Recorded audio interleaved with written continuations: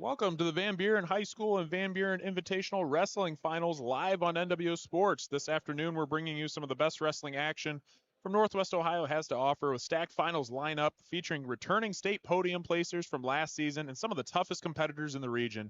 These athletes have battled through a loaded bracket to earn their spot in the finals, and now it's time to decide who leaves as champions. So buckle up. The finals start now on NWO Sports.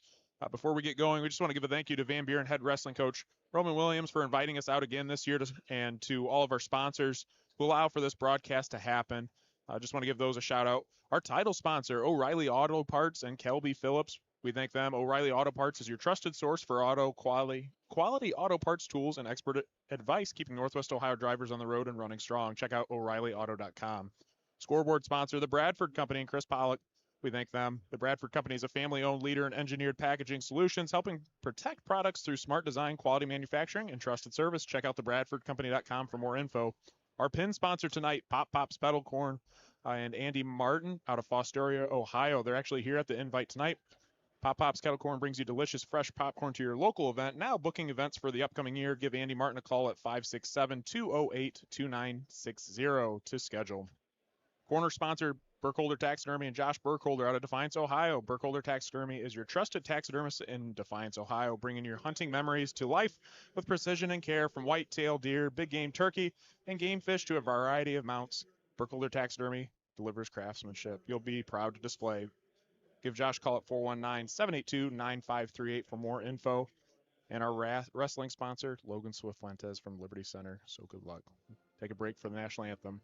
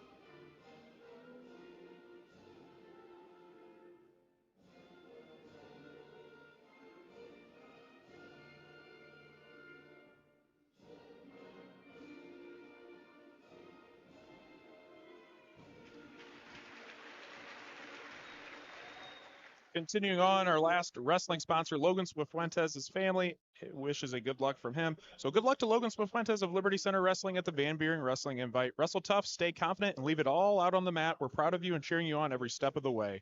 There's no stopping El Toro. Mike, your mom, and the whole crazy bunch wishing you the best of luck today and the rest of wrestling season. So again, we thank all of our sponsors. As you can see now, the Parade of Champions here at the Van Buren Invitational is going on now. As we get things started, Logan Bailey here, Matt Bishop, AJ Fairchild, all joining us here for the broadcast tonight from the Van Buren Invite. So, Matt, I appreciate you joining us here today. Good to be here, Logan. Thanks for asking me back.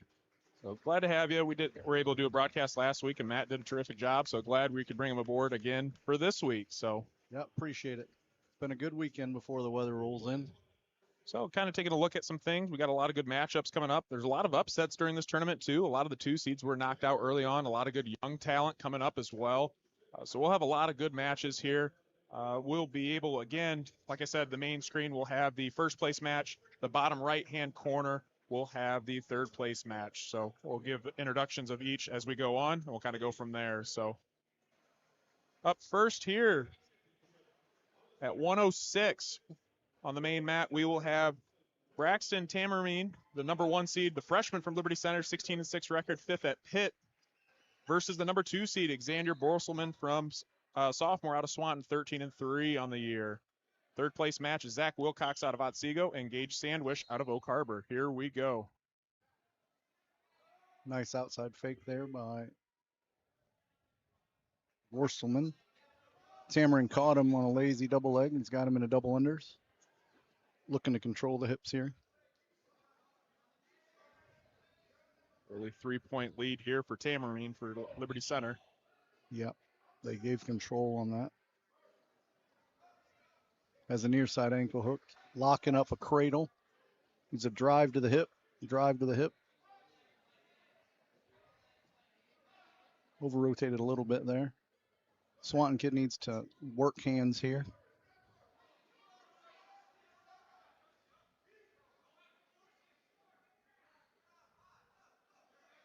Readjusted and took it back to the head. He's got 4 back points waiting here once he resets. Yep, 4 near full.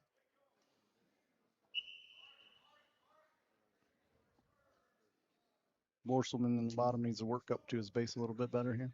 He's fighting hands, but Tammarine's kind of bullying him down there, keeping his hips on the mat.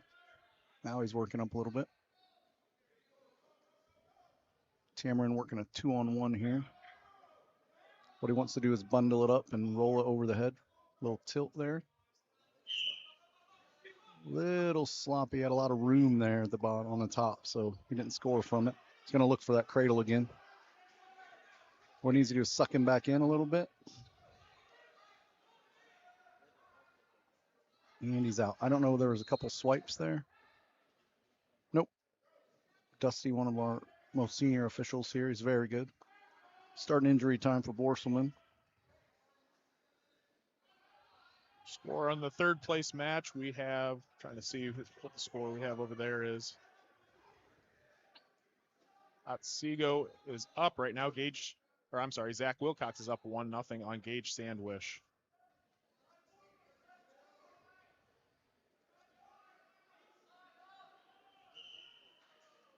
Fifth place match, I believe we have Brandon Gill. Is that right over there? Nope. Sorry. That is Donovan Gill. Wrestling for Tinora, so another local wrestler wrestling for 5th place in 106. Doing well, 6-1 lead over there. Ready to go back here on the main mat. Tammarine with a commanding 7-0 lead in the first period. Just kind of dominating the top position here. Wrist control, good job by the Swanton wrestler. Tammarine right back into a tilt. Again, a lot of room there on top. He's got to bundle that up tighter if he wants to score from it. 7-0 after the first period. Period 2 we go. Braxton Tammarine, freshman out of Liberty Center, is up 7-0 in 106 weight bout against Exzander Borstelman from Swanton. Tammarine won the toss and deferred. Borstelman took neutral as he got beaten on the bottom in the first period. Underhook defense here. He needs to grab that leg like he is and turn the corner. Tammarine needs to either shuck that by or spin through. He did a nice little knee slide elbow dump there. Scores 3, 10-0. Tammarine. Ooh, did something to his finger, I think. Injury time for Tammarine. Looks like he dislocated a finger. It's kind of how he's acting. Tough break. Braxton, one of the top young wrestlers coming up in the area. We'll see how things turn out here. Over in the third place match, Zach Wilcox still up 1-0 on Gage Sandwich out of Oak Harbor. The bottom right-hand corner of your screen. Hopefully Tammarine's all right here. Actually looks like it's in his knuckles in his hand and not on his finger, so we'll see. That was weird. Donovan Gill in the 5th, 6th place match. He's up 12-3. Just got almost put on his back.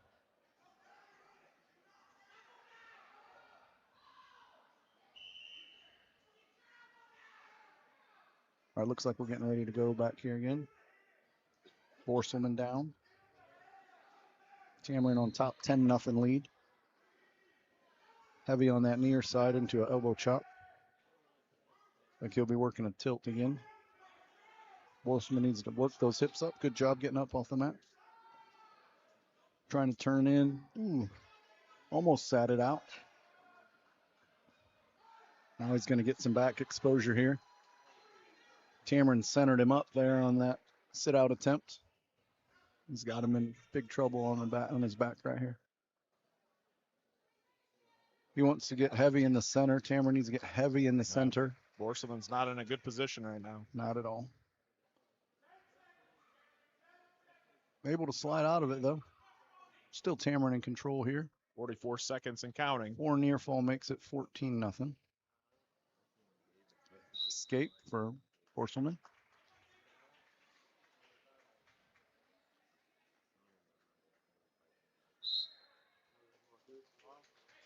Good mat awareness there.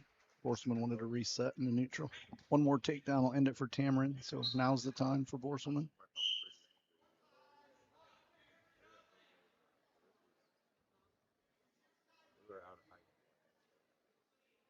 Ear-to-ear collar tie here. Short time. Good double leg attempt by Tamarind. He's got to elevate his hips here. Short time here. That was very discretionary. He gave him the takedown for a technical fall. There you have it. Braxton Tammarine, winner at 106, finishing first in the Van Buren Invitational.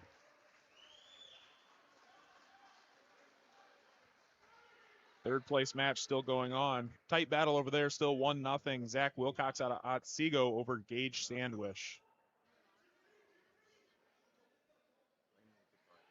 We'll switch things over to the main screen here.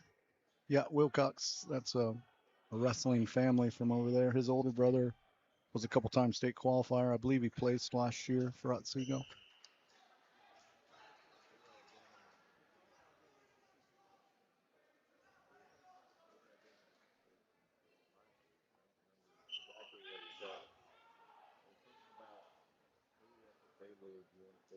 Coming down to the final seconds here. 4, 3, 2, 1.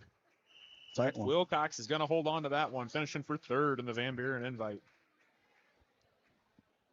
Bring things back over to the main screen. We're moving on to 113 pounds. The 1-seed Braden Tammarine, senior out of Liberty Center, 21-2 record. The reigning state Division III runner-up at 106 in 2025. He was second at Pitt this year. Versus Jackson DeWeese from Tinora, young freshman, 18-6 record on the year, finished 5th at Pitt, 4th at Tri-State Border Wars, so definitely a promising young wrestler in Northwest Ohio. In the third place match, we will have Fisher Montgomery out of Carey versus Nico Moreno from Paulding. Yep, so this championship match is going to be exciting. Clash of two styles. Tammarine, obviously, you can tell he's a monster. He's a huge 113-pounder. Comes forward hard and powerfully. DeWeese is very good and very shifty at moving that power around. I'm very intrigued by this matchup to see how DeWeese handles the state runner-up. Yep. All year he's been in and around the sort of top 5, top 6, 8, Division 1, 2, 3. He gives them really good matches. Has beaten quite a few of them, so it's exciting to see someone he'll see the rest of the way early like this. See where we stand.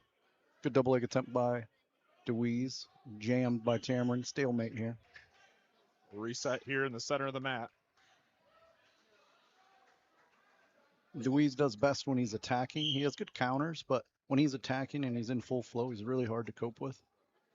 So Tamarind wants to push his pace on him, and DeWeese in turn wants to keep his offense going. Powerful underhook here by Tamarind.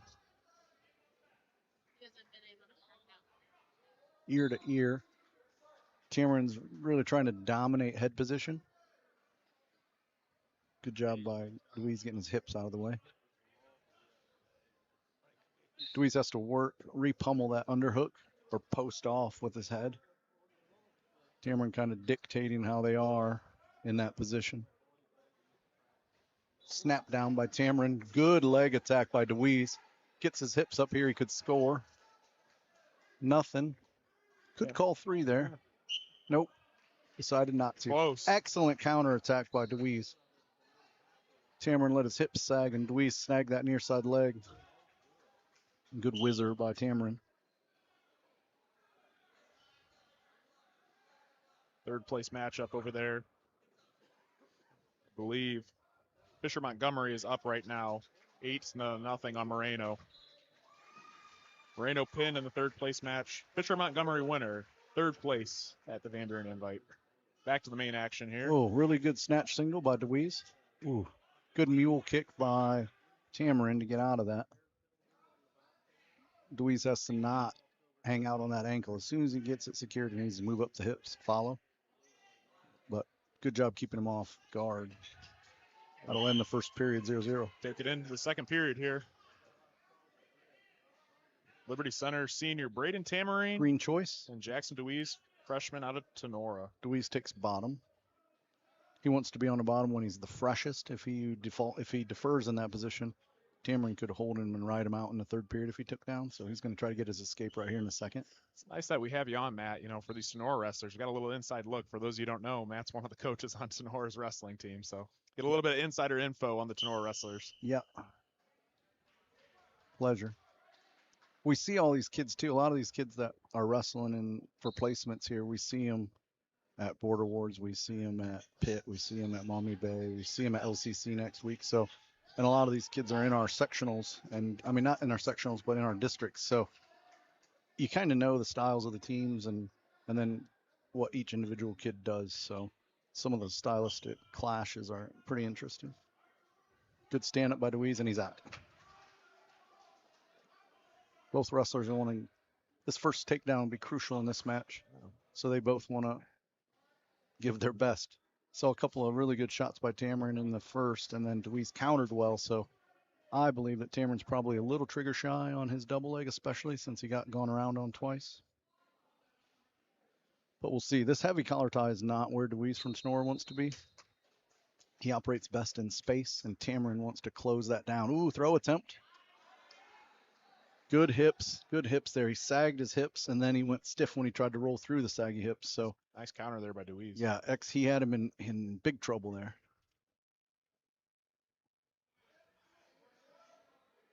Could be a stalemate here. I'd call a stalemate in this position if I was the official. Yeah, they're talking and move it to the center, official says. Yeah. He's just holding on. Tammarine's just holding on. Should definitely call a stalemate right now. Took the easy way out, called him out of bounds. We see these officials all year as well. This official, great guy, very knowledgeable. He's slow on his stalemates. And he's one that lets positions ride out a little longer than I like to see, actually. But he'll let like a leg rider ride legs for a minute and a half without scoring on them. And rulebook really says that you should 20 to 30 seconds with no progression, start them over. Again, Tammarine really digging that left underhook, and then he's holding Jackson's fingers to prevent a counter. Ooh, nice counter attack. DeWeese got out of that underhook and banged the head and then went around the corner, but they were out of bounds. Really exciting match for a 1-0 match. Yeah, no kidding. Good action. Tammarine's trying to slow it down and bring DeWeese into his power. DeWeese wants anything but that to happen.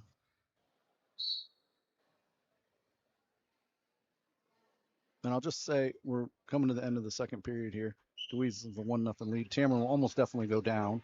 Yeah, he likes to go down. This is an excellent measuring stick to see where DeWeese is. DeWeese is a genuine freshman, right? There's no red shirting in high school, but he's a young little freshman going against a multi-time state placer. And he fits. He fits here. Like, he doesn't look out of place. Lets him go. Avoids the stall call on the return to the mat. Tied back up 1-1 in the third period. Takedown's going to win it. Again, DeWeese holding his own against Tammarine, one of the better and best wrestlers in Northwest Ohio, finishing runner-up again at state last year. Yep, one could say in all of Ohio. Yeah.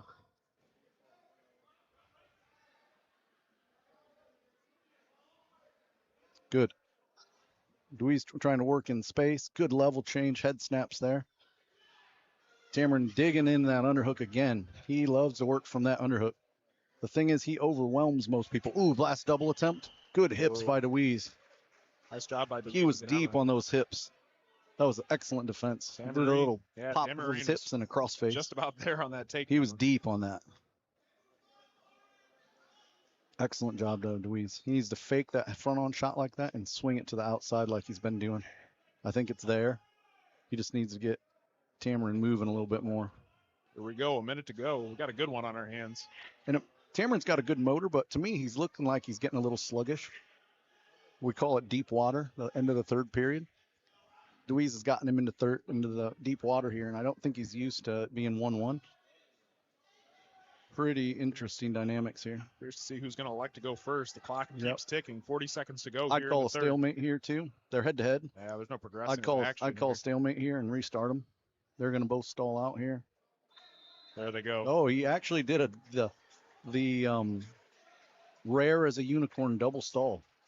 So now they both have a stall call on them, which actually impacts the match once we get later into it here. If we go to overtime, someone has to stay busy because another stall call will lose them the match. Right now, see if someone makes a move here. Deweese has the underhook dug in here, and I don't think Tammarine is comfortable with it. 5 seconds. Someone to make a last-second move. Nope, they're going to go to overtime. Overtime we go in the 113 bout. The 1 seed Braden Tammarine versus the 2 seed, the freshman Jackson Deweese out of Tinora. Ooh, Tammarine giving ground there. Jackson doing a really good job. Ooh, go behind attempt. Good hips. Oh, what a good scramble. Tammarine dug those double unders in when he was dead in the water. That was an excellent attack. Deweese looks like he's a little hurt there. Deweese took a shot to the lower abdomen. Bounces back up here. It's where you got to dig deep here. Brilliant wrestling there. Excellent attack by Deweese. And Tammarine, how he got out of that was unbelievable. I like that both wrestlers are attacking. Deweese seems to be opening it up a little more. Slide by attempt. Oh, good hips by Deweese. Oh, can he finish? He got it. Takedown Deweese. The upset. The freshman Jackson Deweese over Braden Tammarine from Liberty Center, the 1 seed. What a match. One of the bright young wrestlers in Northwest Ohio right now, Jackson Deweese. Champion at 113. Tremendous victory. The Van Buren Invite with a takedown in overtime. I knew he could take him if he took him into deep water, and it turned out well. Jackson countered all of the heavy pressure from Tammarine, and then turned on his offense in that overtime period. That was a heck of a match. He's so hard to deal with when he's flowing in his offense. Up next, we have 120 here on the first place match. We have the 1 seed Ronald Kaufman, sophomore out of Bluffton, 19-3 record on the year coming into the tournament, against the 3 seed Langston McLean, freshman out of Allen East, 17-3 record coming into the tournament. The third place matchup on the other screen, we have Jacob Palte out of Columbus Grove versus Brylan Shepard out of Upper Sandusky. Here we go. Both long wrestlers for 120-pound class. They're both pretty long. Collar tie-up, head taps here. Ooh, nice low-level single leg attack. Whizzer by the Allen East wrestler. Whichever one elevates their hips in this position wins. Kaufman's got a good lock on that leg of McLean there from Allen East. If he works up that thigh, ooh, that's potentially dangerous. They let it go. Little weird on the angle of the knee here. They could stop it if it comes towards the head anymore. Hear the coach yelling, watch the knee. Yep, now Ron's seen enough. Potentially dangerous. Going to reset things here at the center of the mat. Kaufman with a kind of a ankle pick fake there. Trying to get McLean to lower his level so he can snap him. Slide by attempt. Didn't get around to the hips. Well blocked by McLean. They reset. Double leg.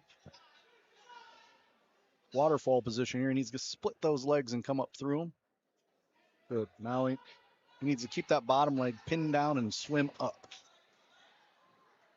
The Kaufman kid from Bluffton is a good scrambler. He came out the back door there with an ankle, and he's going to end up scoring. There he finished it. 3 for the takedown. Really good scramble. He was kind of dead in the water when he sat his hips down, but he kept a hold of that ankle and turned the corner. Good breakdown by the Bluffton kid. Boots are in. He's got a left leg ride. Trying for a split tilt. He's still got the leg trapped. Trying for a power half now. He's a peel that head under and lift. And for near fall. didn't break the 45 plane. And we'll thank some of our sponsors during this time real quick. O'Reilly Auto Parts, title sponsor, and scoreboard sponsor, Bradford Company. Appreciate them sponsoring us here. Third place match. Trying to see who's who over there. Give you a score update. There was a fall over there on the third place match. I believe that's Paulty that won by fall.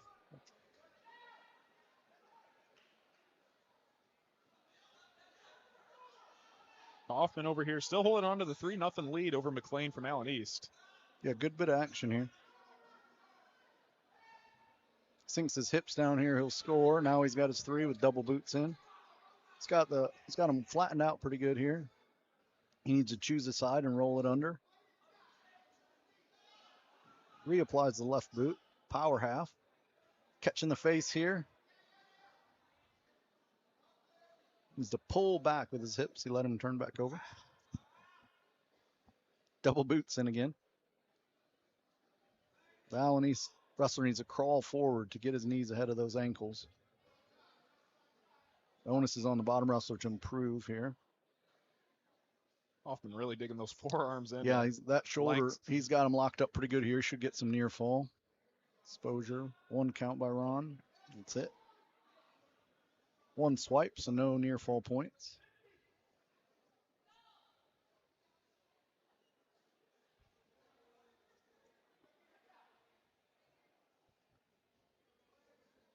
Arm lever, coffee grinder attempt here. He needs to straighten that. He's going to straighten that arm out. Now he's trying to turn it into a bar, but he's got to watch that shoulder. Not a lot of action here. I think I'd probably call the bottom wrestler for stalling because he's not lifting his hips up and improving.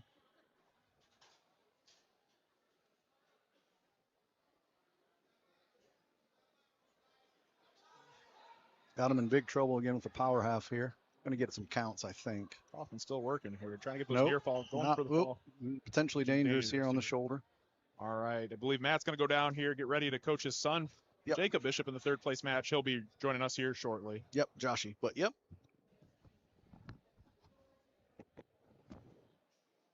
Right now, Langston McLean from Allen East, a bit banged up here. Got that knee, I believe, twisted. So staff's out there. Take a look at him. Currently 6-0. Kaufman from Bluffton is up on McLean from Allen East.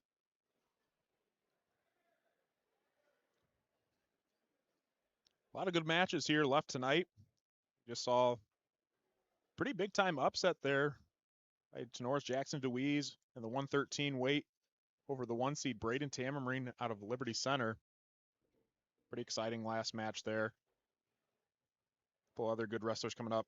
126 coming up. Tyler Barnes, the 1 seed in that weight class, returning state runner-up. So stay tuned for that. Got plenty more of action here coming up. So while we got some time during the injury here, just going to give a couple more of our shout-outs, or sponsors a shout-out. Pin sponsor, Pop Pop's Kettle Corn, and Andy Martin out of Fostoria, Ohio. Give him a call at 567-208-2960. We thank him for sponsoring. He's actually here today selling some of his popcorn. So if you're tuning while you're here, be sure to get some of that. He's also our pin sponsor. So we have a pin here on the main mat for the title. He is the pin sponsor there. Corner sponsor here, Burkholder Taxidermy, Josh Burkholder out of Defiance, Ohio. So we thank Burkholder Taxidermy. They're your trusted taxidermist in Defiance, Ohio, bringing your hunting memories to life with precision and care. Give Josh a check out on his Facebook page at Burkholder Taxidermy, or give him a call at 419-782-9538 for more info. Does terrific work there. Looks like we're going to get back to the action here. Looks like Langston McLean from Allen East is all right. He's going to start on the bottom here. Kaufman. We are on to the third period. 6-0. Kaufman out of Bluffton over McLean from Allen East.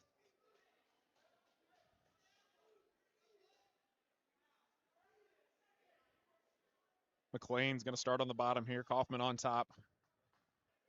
Kaufman's looking over at his coach here to see what kind of strategy he wants to go with here.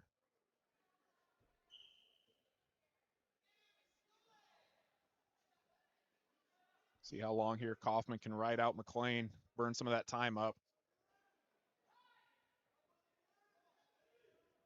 Kaufman digging those hooks in. Kaufman just being a hammer on top right now. McLean's trying to go. He's got to make something happen with 1:31 and counting here in the third period, down 6. But Kaufman, again, wailing on top here.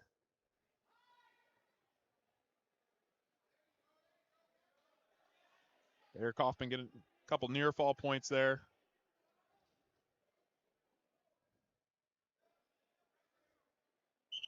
Fall. Pin. So we thank you to Pop Pop's Kettle Corn, the pin sponsor. Ronald Kaufman out of Bluffton, winner over. Thanks to McLean out of Allen East. Winner at 120. Congratulations to Ronald Kaufman, another promising young wrestler in Northwest Ohio.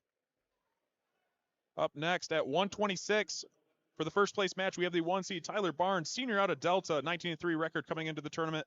At state last year, was the runner-up at 120 Division III, finished 4th at Pitt this year against Aiden Cody, senior out of Woodmore, 14-3 record. The third place matchup in the bottom right-hand corner of the screen will be Jacob Bishop out of Tinora versus Silas Riblet from Ada. Here we go. Josh Bishop.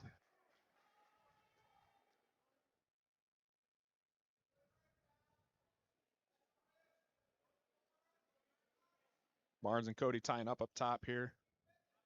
Barnes trying to get those underhooks in. Got one in.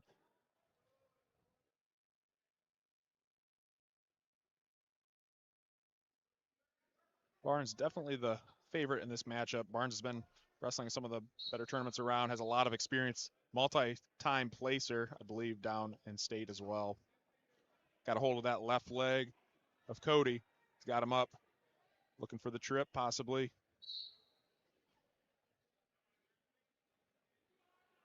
Trying to finish and get this 3. There it is, 3 points for Tyler Barnes. Right now, Josh Bishop up 3-0 over there in the third place matchup out of Tinora.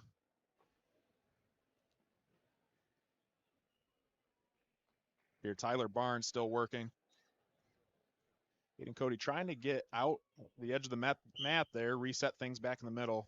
Barnes is not letting him go. This continues to weigh on him there. They're going to reset things here to the center of the mat. 36 seconds to go, up 3-0. Tyler Barnes on Aiden Cody from Woodmore. Barnes will be on top here.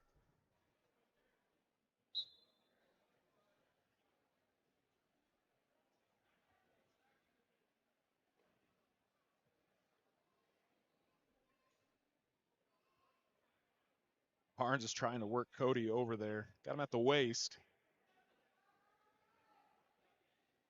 Cody's just not giving up there.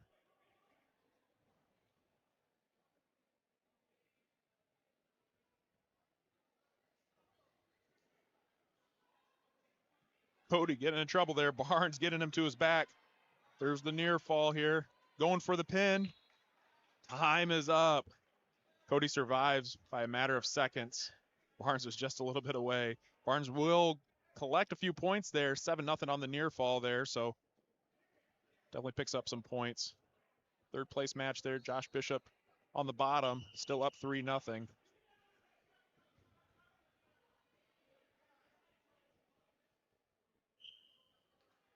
Here we go, period number 2. Tyler Barnes from Delta versus Aiden Cody out of Woodmore.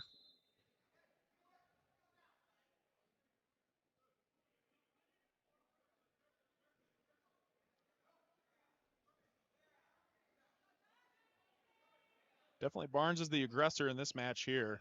Going right at it. He's got the single underhook in there.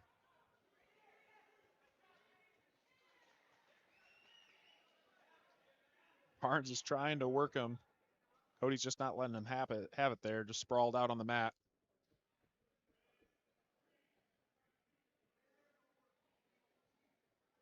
Barnes still working on top. Not a lot of action here right now. Just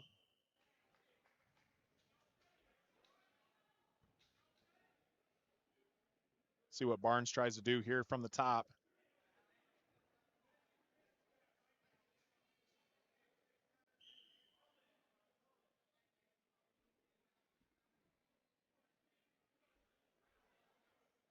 Barnes has got the wrist lock there.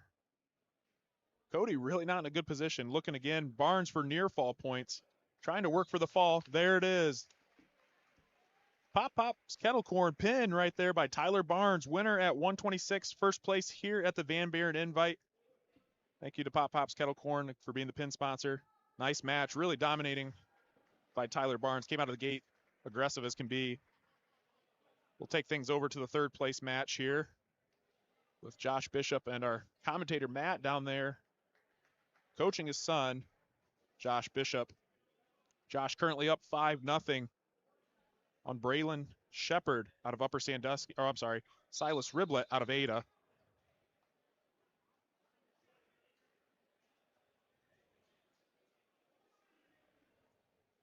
We'll reset things here at the center of the mat. Third period just starting over there. 7-0 lead by Tenora's Josh Bishop.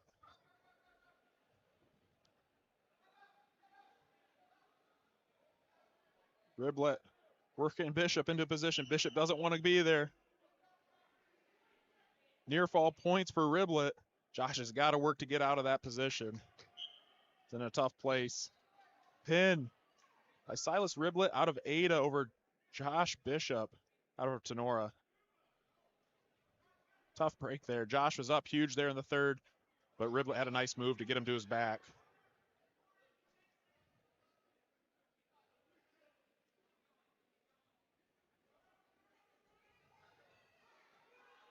Fifth place matchup. We'll go over to action some over here. Have to see who it is. Fifth place for 126. Green is up 4-0 on red. Trying to see who we have over here.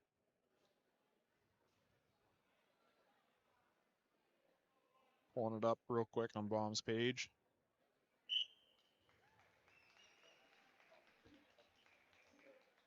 Cross from Bluffton and Stevens from Swanton. It looks like Stevens from Swanton is winner for fifth place.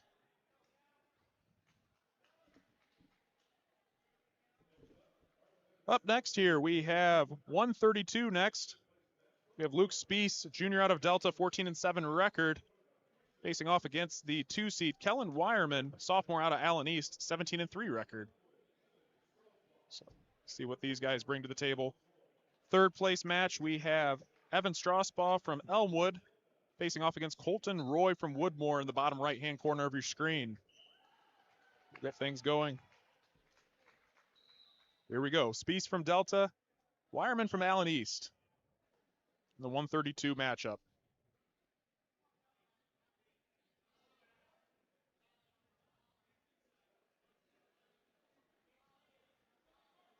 Both wrestlers tying up. Spees trying to shoot. Able to counter. Let's see if Wireman from Allen East can hold on. Can he finish? Being pushed towards the out of bounds here.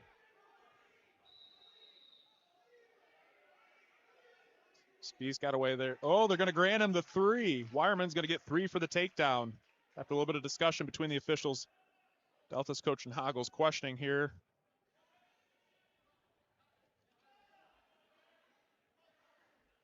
Yeah, a little bit of discussion between the officials on whether they're going to grant the 3, but Delta's not happy after that one.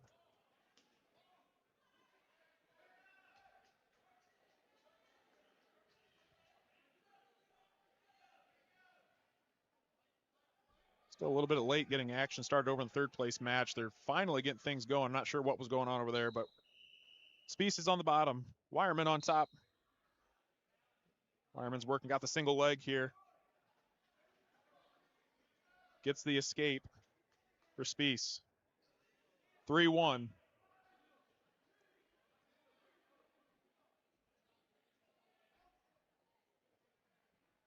Both wrestlers tying up here. Wireman trying to shoot. He's got the single leg.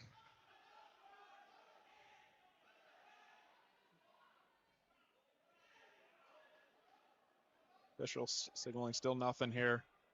Wireman's working. He's got a hold of that leg of Spies from Delta.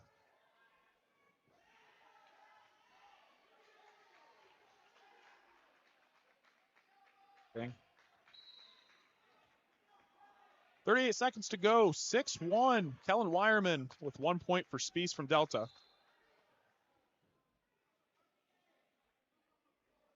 Bringing things back to the center of the mat. All right, I'm back in. Wireman from Allen East. He's got really good long attacks, so he likes to stretch out. He'll run cradles from here. Crotch lift with a claw. Got the hips broken down. Spies really needs to work back up to his base. Wireman will go to work with some tilts here as well.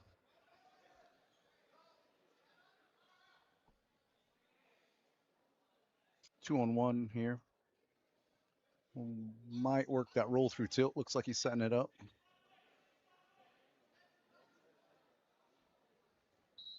That's the end of the first period. Wireman on top 6-1. Reset things here for the second period between Spies and Wireman. Wireman's got a nice little lead here on Spies going into the second.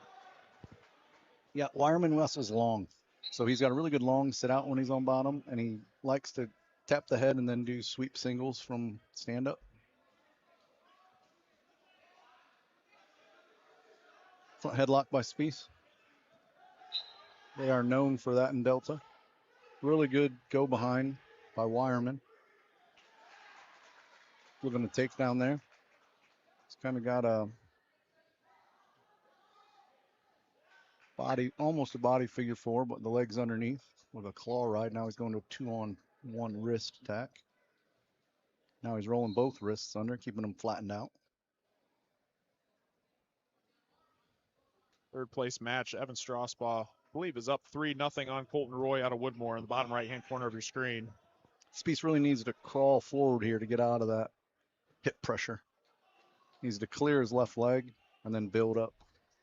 All right, so he's got the build-up part done.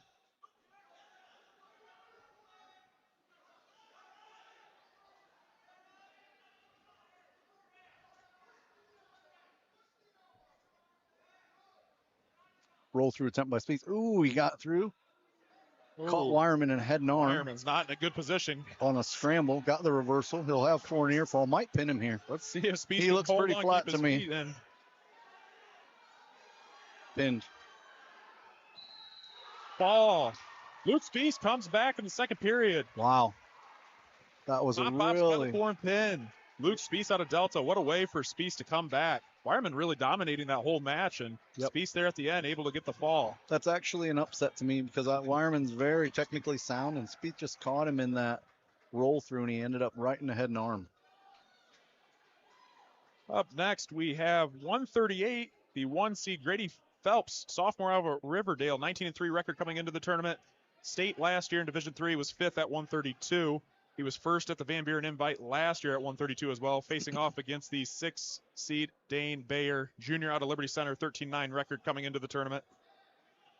Third place match, we have Wyatt Theroff from Woodmore and Brandon Gill out of Tinora. Still have a little bit of time. I believe the third place match from 132 is still going on, so we'll take it over action over here. Yep, both of these wrestlers that are going on mat 1 for the championship are pretty high octane wrestlers. Phelps is all action. Bayer will sometimes slow a match down and pull people into his position based on his power, but Phelps is flat out the whole time. Yeah, Phelps, in my opinion, is one of the better wrestlers in all of Northwest Ohio. You know, as a freshman placing 5th, it's pretty impressive, and he's definitely competed in some of the highest tournaments around. Yep.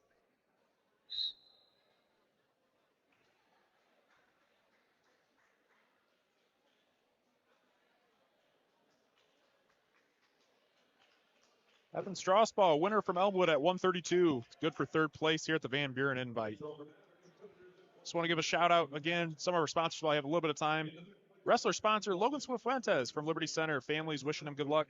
El Toro, Mike, your mom, and the whole crazy bunch wishing you the best of luck today and the rest of the season.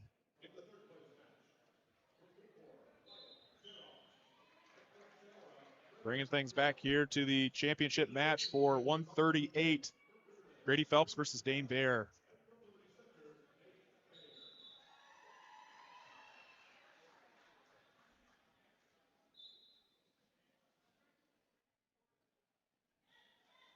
Phelps shoots. Nice sprawl there. Yeah, low double leg attempt by Phelps.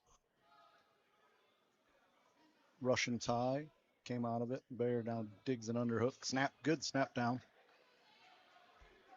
Good hand fighting in this match already. Heavy hands by Phelps. Both wrestlers coming out aggressive out of the gates.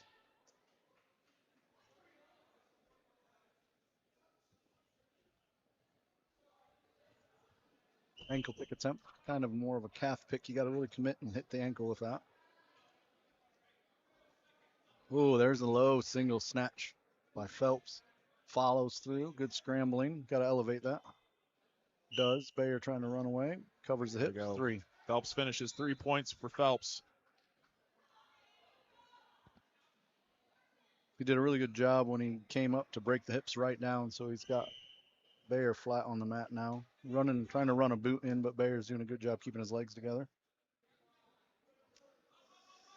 Stand up attempt by Bayer. Phelps drops to a single leg here to return him. Ooh. Very good return. Still has the hips broken down. He does a good job splitting the legs to keep the hips broken down. Restarting them here because the other match for 3rd and 4th is tight to that barrier. Right now, I believe Brandon Gill from Tinora is down big. 9-0 with Wyatt Theroff from Woodmore leading. Back here, Phelps on top, Bayer on the bottom.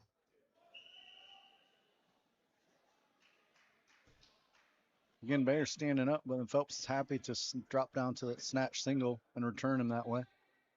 10 seconds left here. Phelps be happy just to ride the period out here on top. Good way to finish. And that's how it ends. Time. Period 2, we go. Grady Phelps from Riverdale versus Dane Bayer out of Liberty Center in the 138-pound matchup for the championship here at Van Buren Invite. Like to go neutral here.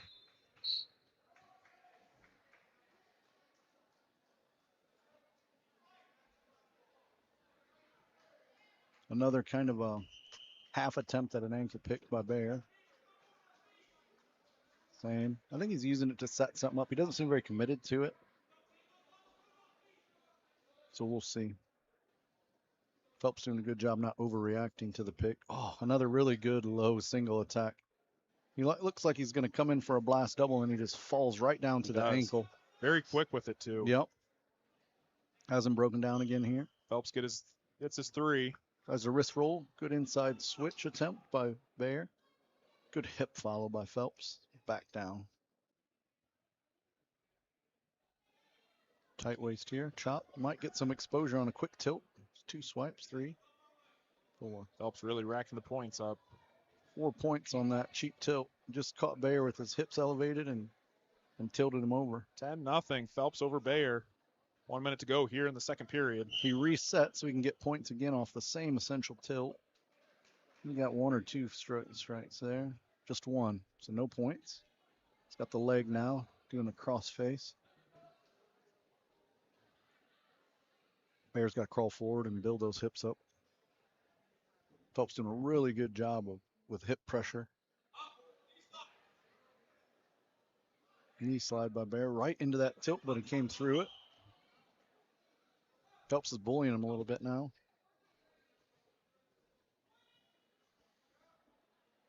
Really good hip pressure. Yeah. Phelps just being a hammer here on top. 15 seconds to go. Coming up on short time here. He's doing just enough, covering those hips and then getting off. He's working a 2-on-1 hammerlock here. He's happy just to finish the period here, up 10-0. Go to the third. Third period we go. Still 9-0. Woodmore's Theroff over Gill from Tinora for the third place match. You got a little bit of blood here. It'll be some blood time. Give some of our sponsors a shout out again. We thank O'Reilly Auto Parts and Kelpie Phillips for being our title sponsor. Be sure to check out O'ReillyAuto.com for more info. Scoreboard sponsor, the Bradford Company and Chris Pollock. We thank them for sponsoring.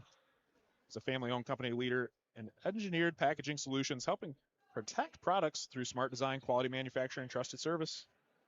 Interesting choice here. Bear takes bottom. He just got hammered there the whole second period.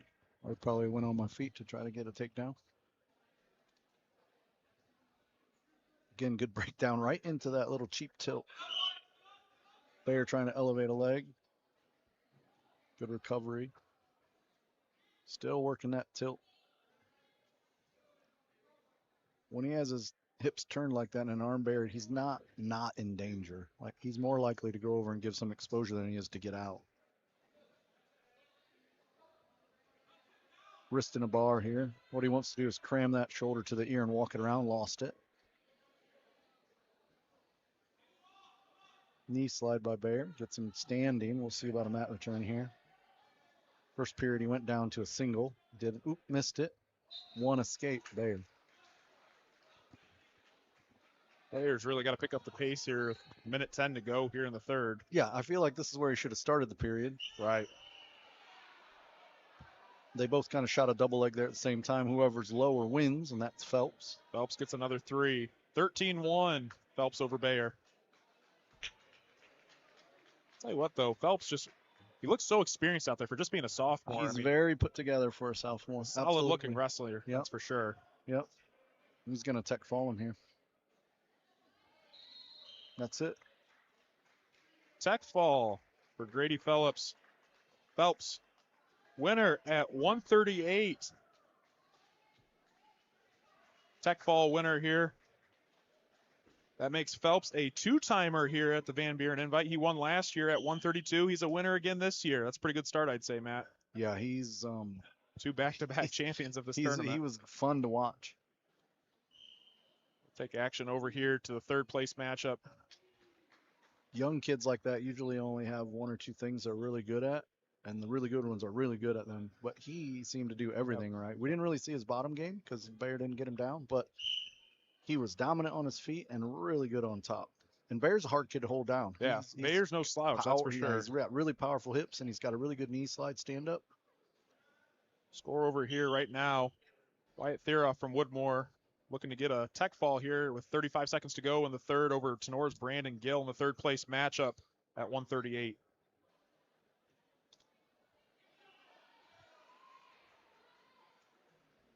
They let him in, they'll give him that. You know, if he doesn't get pinned here, he's getting tech fall. And that will do the match here. Just a matter if it's a tech fall or if it's a pin. I think he's going to tech fall and they'll run out of time. 3, 2, 1. Time. They're off from Woodward. Tech fall winner over Brandon Gill out of Tinora for third place at 138. Up next here for the first place match at 144, another Tinora wrestler. We have the 1 seed Nolan Rittenhouse, junior out of Tinora, 12-6 coming into the tournament. Was second at the Tri-State Border War tournament earlier this season, facing off against the Stephen Emmerich, sophomore out of Allen East, 16-4 coming into the tournament. Third place match will be Brooks Hill out of Van Buren, facing off against Lucas Caldwell out of Woodmore in the bottom right-hand corner of your screen for the third place matchup. Here we go. Yeah, this should be a good match, actually. Rittenhouse he's got a motor. He's a cross-country runner, so he's got a motor.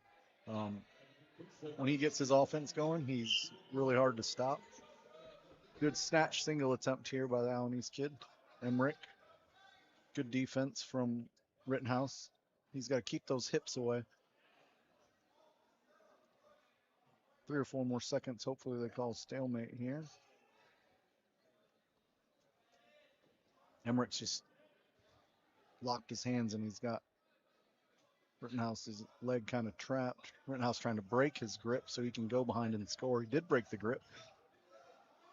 Got it back.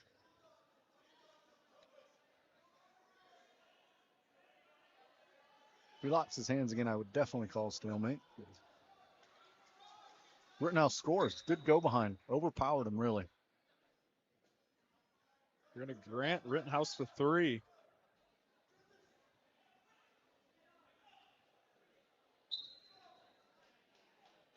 Going to reset things here in the center of the mat. Yeah, that was good persistence by Nolan. That shot was good from Emmerich, and then he kept breaking the hands and cheating around to the hips a little more every time he broke the hands. Good mat return. 2-on-1 by Rittenhouse. Tilt attempt. Got him over. 4 exposure. He'll reset. Quickly jumps to 7-0. Good hip breakdown again here. Tight waist chop. Wrist control. Looks like 2-on-1. He might go for that tilt again. He's going ball and chain between the legs here. Lost it. Good breakdown. Rittenhouse is doing a really good job with that near side thigh pry. He leverages it and then goes right into the tilt. There's 2 parallel on that one. That's why it didn't work. Right into an arm bar, though.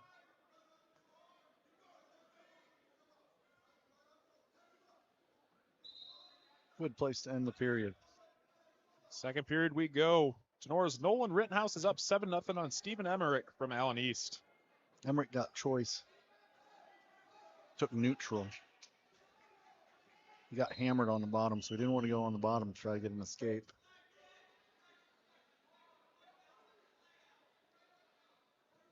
Rittenhouse in on a single leg this time. Head outside. Switches to a head inside. Elevates him up. Yep. Good scramble right here. Rittenhouse does a good job of stuffing the head here, getting his hips away. Really hard for Emmerich to score from here. Good job. Breaks down the hips and goes behind. 3 for a takedown for Rittenhouse. 10-0 here. See if Rittenhouse can work back to that tilt. Yeah, there's something that he likes about how this kid gets in his base. I think he might bar him and try to pin him here. He's working that near side bar pretty hard. A little tilt attempt again. He was parallel, but he uses it to kind of feed into a bar. Now Emmerich has his arm back. Nice job by Emmerich getting out of that. Head lever here.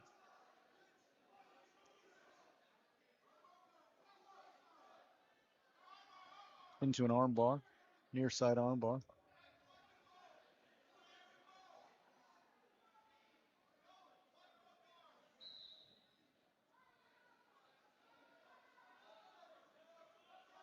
He needs to gather that back up. Emmerich did a good job of locking his hands together and pulling it to the front. He's got to build his hips up, though. There they come up.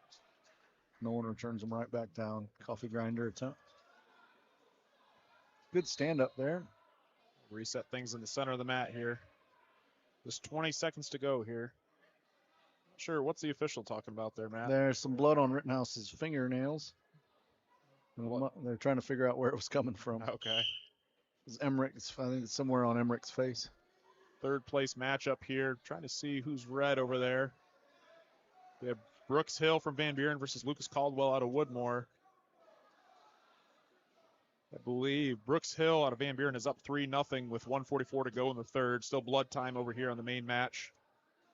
We have a couple more of our sponsors to shout out. Our pin sponsor, Pop Pop's Kettle Corn for Annie Martin out of Fostoria, Ohio. Give Annie a call at 567-208-9260 to schedule for your event. Actually here today at the Van Buren Invite. So if you're listening while you're here, stop by and get some of that delicious popcorn. Corner sponsor, Burkholder Taxidermy, Josh Burkholder out of Defiance, Ohio. We'll take things back to the center of the mat here. Yeah, Emmerich's still down here. 20 seconds remaining in the second period. 10-0 lead for Rittenhouse. He's doing a really good job controlling the hips. Quick sit attempt by Emmerich into a stand-up. Way to chain the escapes away. Great mat return by Rittenhouse. Hard mat return. That kind of sucks the life out of you. Emmerich's in a tough position, being down 10-0 with a mat return like that. Yep. That takes a lot out of you. Yep. Third period we go here. Rittenhouse takes bottom.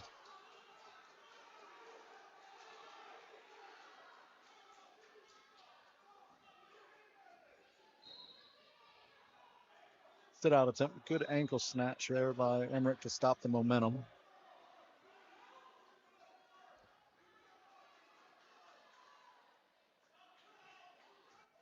Again. Good roll. Good roll through on that cradle attempt by Rittenhouse.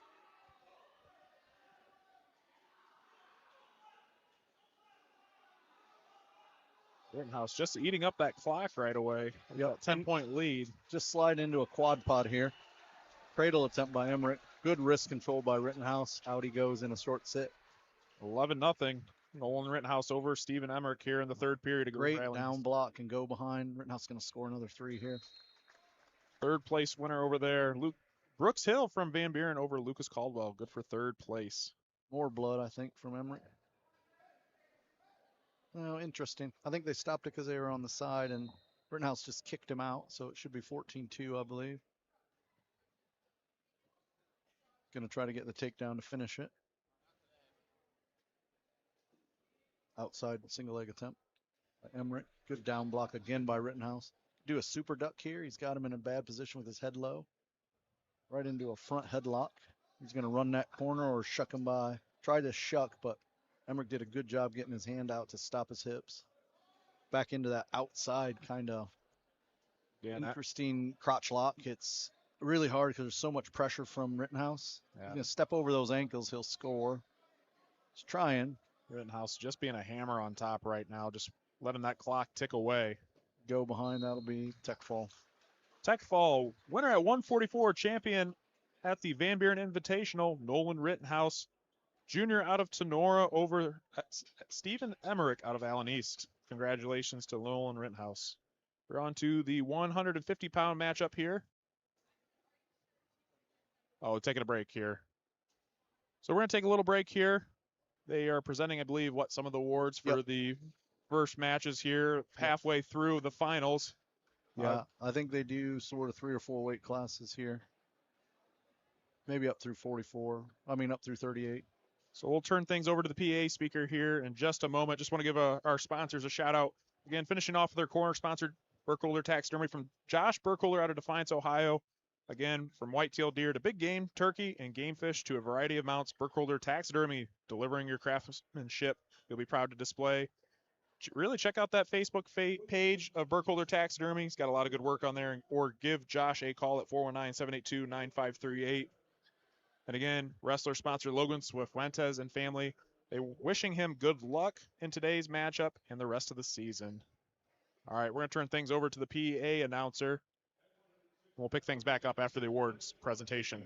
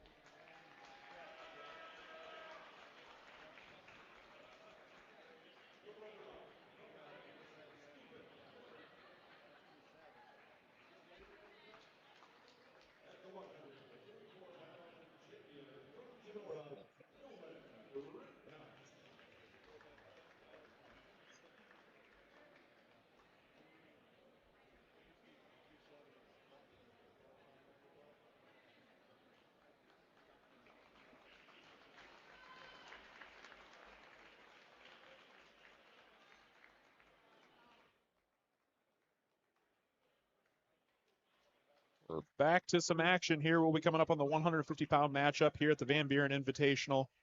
They always kind of split things up and do awards halfway through, kind of get some people, let them go home here, especially the snowstorm coming. Give a quick shout out to, again, our sponsors. We thank them for making this broadcast possible. Our title sponsor, O'Reilly Auto Parts and Kelby Phillips. Our scoreboard sponsor, the Bradford Company and Chris Pollock. Our pin sponsor, Pop Pops Kettle Corn and Andy Martin. Corner sponsor, Burkholder Taxidermy, Josh Burkholder. And our wrestler sponsor, Logan Swifuentes. His family wishing him good luck, so we thank all of them. All right, we're getting things started here. 150-pound matchup.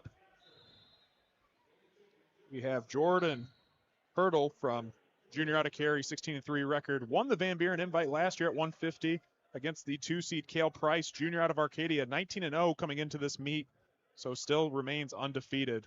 Third place match, we have Brody Gallagher out of McComb versus Landon Dasher out of Paulding in the bottom right-hand corner of your screen here. Some good hand fighting out of both of these wrestlers on the first mat. Hurdle from Carey, very technical wrestler. He's long, and long wrestlers are hard to deal with when they know how to use their leverage. And last year, I remember watching him at this tournament and then watching him at districts, and he was very, very good at, when he gets on top, he's like a wet blanket. He's really hard to get off, and he executes tilts and cradles really well. So he's just a hammer on top. So we'll see how his takedowns go here. I don't know anything about this Arcadia kid, but he's doing a really good job fighting off 2-on-1s and getting his ties. Yeah, undefeated coming into the meet, so this would be his first loss of the season. So definitely a good match on our hands here to start. And historically, Arcadia doesn't wrestle the toughest schedule, so it's hard to judge that was a really good far sweeping single attempt. But this is the length I'm talking about with Hurdle. So he gets his hips out and fights that back ankle. He's really hard to score on if you don't finish quick. Oh, that was actually a really good turn by Price. Hurdle still got him in. They're going to go out of bounds here probably. Ooh, just got out. Hurdle cuts the corner, and his counters are really good. Good outside single shot, though, by Price.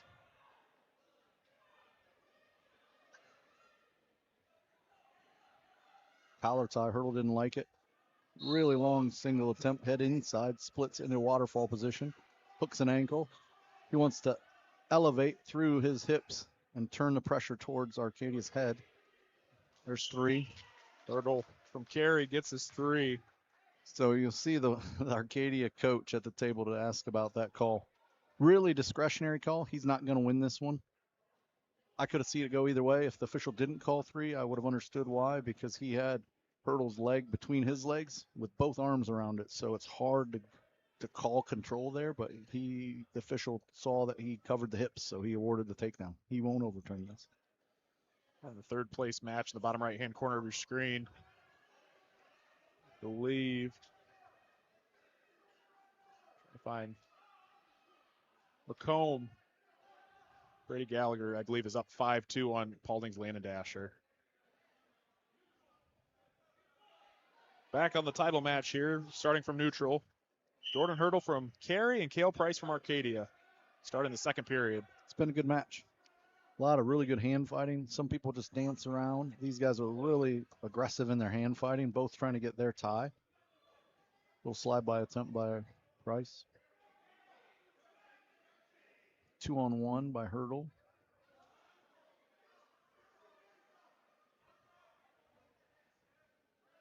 Now Price with a 2-on-1. A Russian tie, let it go for a single. Good counter attack by Hurdle. He uses that length to get the hips in trouble of Price, and then he went down to a double low single. Hurdle's just so long. I think he grew about 3 inches from last year. He was tall last year, but he looks enormous this year. Good down block and head stuff by Hurdle. It's just, excellent low single. Waterfall position, split the hips quicker this time. See how he didn't wait this time? He went right over the hips and scored with it.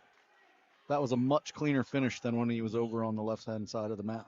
Hurdle gets his 3 for the takedown, puts him up 6-0 over Price. He's very dangerous on top. Good job building up by Price, though. Hurdle's still in control because he hasn't disengaged. They're going to get one here now, though. Escape for Price.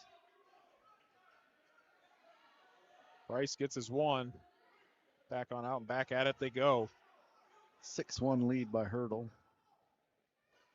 30 seconds to go here in the second period of a 150-pound matchup between Hurdle and Price. And that's kind of Hurdle's MO. He grinds and just keeps adding points on. So before you know it, it's like 12 or 13 to 2, and you don't know where the match went. He's going to score here. Excellent takedown on the boundary. Takedown puts Hurdle up 9-1 over Price. If you have a good attack and you get it near the boundary, you're almost always going to score because something in the defensive wrestler doesn't allow them to counter it like they normally will. They're near the boundary. They're like, I don't know whether I want to go out or stay in, and then they usually get scored on. Near side boot in from Hurdle. Looking at her. Rode him out for the end of the period, 9-1. Runs out of time, brings us to the third period. Carries Jordan Hurdle and Arcadia's Cale Price. His choice, and we go neutral.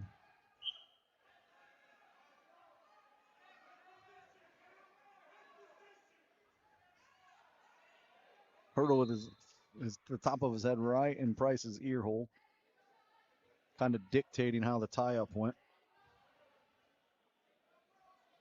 Doing the same thing on the other side now. It's really hard to score when you're getting someone's head pushed into you. Really good front quarter there. Push the head away.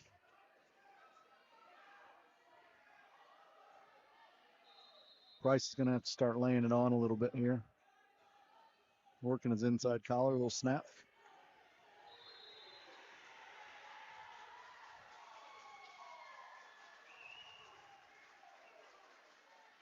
Paulding's landed dasher winner over there. I didn't see how he won over McComb's. He got a takedown right at the end there, 9-8. Double unders. Hurdle just burning that clock up right here. He doesn't need to score again, and he's doing enough to not get a stalling call, which is important as well. A minute to go here. Hurdle's just going to milk that clock away. Oh, really good ankle pick. That length is so hard to stop on an ankle pick. As soon as he covers the hips or swings that arm out, they're going to give 3 here. Price in a tough position. Yep. He needs a... Oh, they didn't give it to him. Questionable that.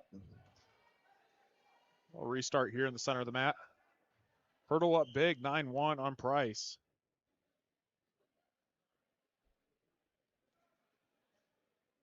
See a takedown attempt here soon if Price is going to make anything happen here. Yep, sweeping single, but Hurdle was ready for it. Reattacks really well. Nice counter by Hurdle. Yep.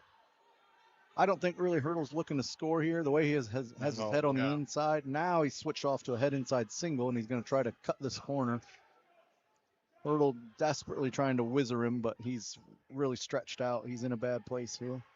And Hurdle doesn't need to score. He just needs to burn the next 7 seconds up. 3, 2, 1, time. Jordan Hurdle, junior out of Carey, winner at 150 at the Van Buren Invite. Makes him a back-to-back champ at 150. Was winner last year as well. Congratulations to Carey's Jordan Hurdle over Cale Price out of Arcadia. As he points to the camera. I actually think he'll make a deep run this year. He just doesn't do anything wrong. Up next, 157 on the main mat, we have the 1-seed Thor Etter, junior out of Paulding, 17-4 coming into this meet.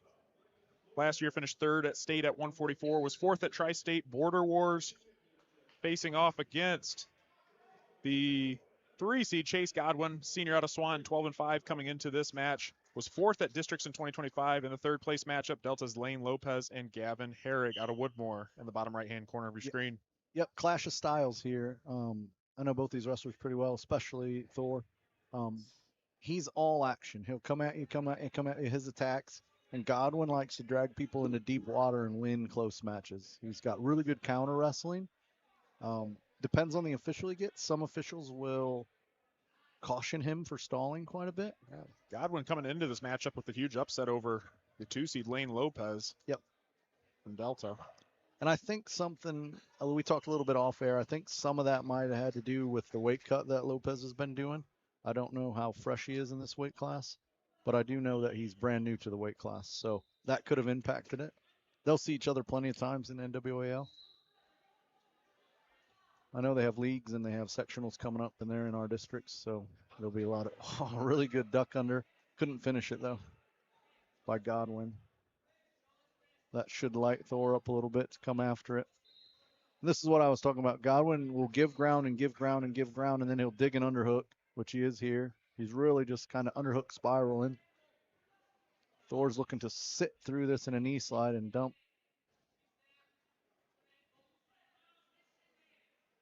Really could do a stalemate here.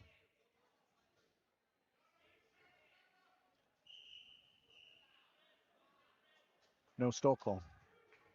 Take it back to the center of the mat here. 43 seconds to go here in the first between Godwin and Eder. Yeah, you see Thor advancing and Godwin giving ground. Russian tie here now by Godwin. See how Thor deals with it. Snaps himself out of it. Some fakes there. Digging his underhook now. A lot of hand fighting going on. Yep. Ear to ear, though. It's hard to score ear to ear. They're literally mirrored. Now Thor double unders. Ron didn't like it, so he brings him back to the middle.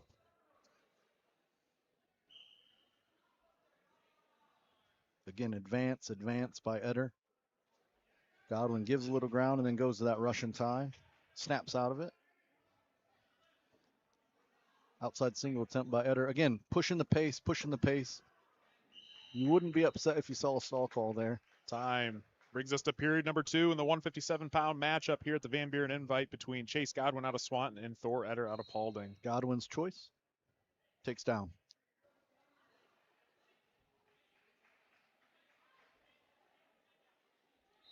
We'll see about Eder's top game. He has really sneaky tilts.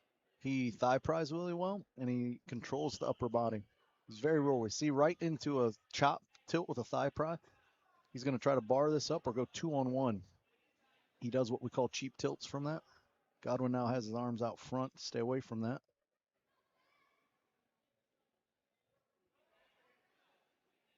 Good hip control by Eder. Can't stay down here and let him set up on you. Excellent thigh pry. See how Eder works his thigh on the inside, and now he's got almost like a Merkel setup. He tried for a interesting Merkel. Boot in, trying to fly across the face now. Got the legs turked. Godwin gets out of it. Little cheap tilt attempt by Eder. Again, he's really good at digging those thighs in, either or. You see most wrestlers that can thigh pry with their near thigh. Thor's really good at getting his outside in there, and then the bottom man really doesn't know what to do to not put himself in danger. Has that boot elevated. Godwin's just trying to survive. Really could be a stall on the bottom man. It's got to improve that position. When they're flat on your belly like that, I'm curious how long they're going to let that go. Exactly. Ron's usually pretty good at getting a stall or a stalemate here. There we go. Stall on Godwin. Oh, he'd already given him one. I missed that. I did too. But I'm not upset about it. Point awarded to Paulding's Eder. And it might be a strategy. I think they probably know how dangerous Eder is on top, and they would much rather give 1 point for stalling instead of 4 for a near fall on a cheap tilt. But he's going to ride him out this whole period. In short time here, 2-1 time. Now I promise you Eder will go down. Brings us to the third period here. Yep, there he goes. Eder elects to be down. He's real silky. He's got some short sit-outs that then he'll throw in a long sit-out and throw his hips up. Really hard to stop. He's like perpetual motion down there. So he braced for the first move. There's his little sit, and he's out. Gets his one. 2-0 Eder over Godwin here in the third period. Godwin giving ground a little bit here. He's got to watch it because he'll get another stall. Even though he's down, it's really his style of wrestling. We'll restart things here in the center of the mat. He needs to circle more. Eder doesn't need to score again. Looks like Godwin took an inadvertent eye poke. ask for some injury time here. The third place match. Lopez is up on Herrig out of Woodmore. While we got a little bit of injury time, thank our sponsors. Our title sponsor, O'Reilly Auto Parts and Kelby Phillips. Scoreboard sponsor, the Bradford Company and Chris Pollock. Our pin sponsor, Pop Pop's Kettle Corn and Andy Martin out of Fostoria, Ohio, actually here today, so be sure to check out some of that popcorn. Corner sponsor, Burkholder Taxidermy and Josh Burkholder. And our wrestler sponsor, Logan Swifuentes and his family. We'll bring things back here to the match. All right, here we go. Eder advancing. Good head snap by Godwin. Digging a deep collar tie there. Underhook counter by Eder. He's going to knee pick that. Coming up through the middle, waterfall position. Ooh, close. Eder's ready to go. He runs back to the middle of the mat. Yeah, he's got a motor. And he always, a little arm drag attempt by Godwin there. He always seems to get faster in the third period. He's done it at state the last couple of years. He just overwhelms people. Could get in our stall here. Yeah, absolutely. He needs the circle. They always say you got to circle in. One thing with Eder, he's not going to be passive. He's going to continue to go at you and be aggressive. No, yeah. Ooh, actually good inside single snatch attempt by Godwin. A little funk there by Eder. He's going to score. Huge swing. Godwin gets his 3 with the takedown here. 44 seconds to go in the third. Things are getting exciting here down the stretch. Kicked him out.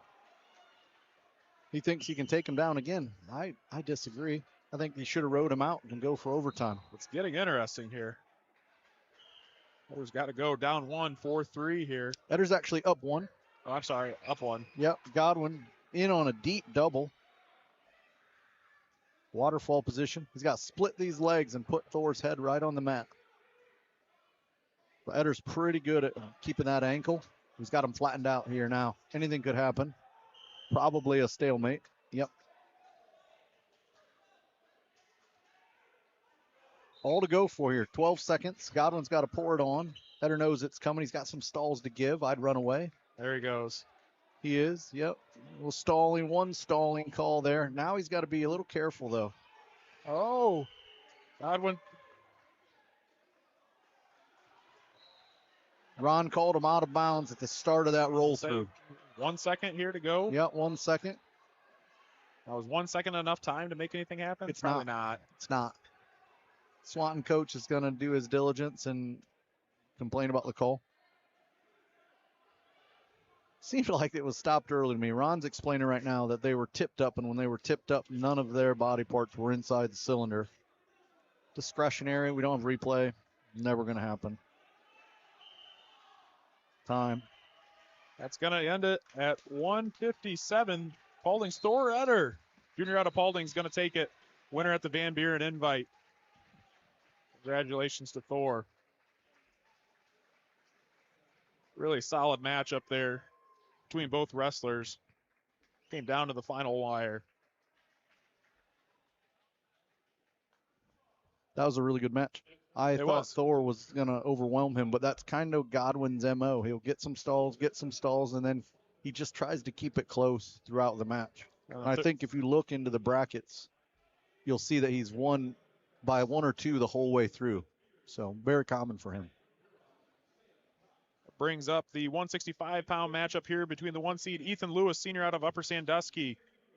15-2 record coming into the tournament. 4th at district last year. Facing off against the 2 seed Gunnar Taylor, sophomore out of Delta, 15-7 coming into the tournament. Finished 6th at Pitt. And 3rd place match in the bottom right-hand corner is Ben Beard out of Liberty-Benton facing off against Sam Cox of Huron. Here we go. Yep, this is one of the matches I was looking forward to. Lewis is really good. He's for a bigger guy. We're starting to get to what I call the bigger guys, 65 and above. He is all action. He stays busy. He's a hammer. He's built like a machine.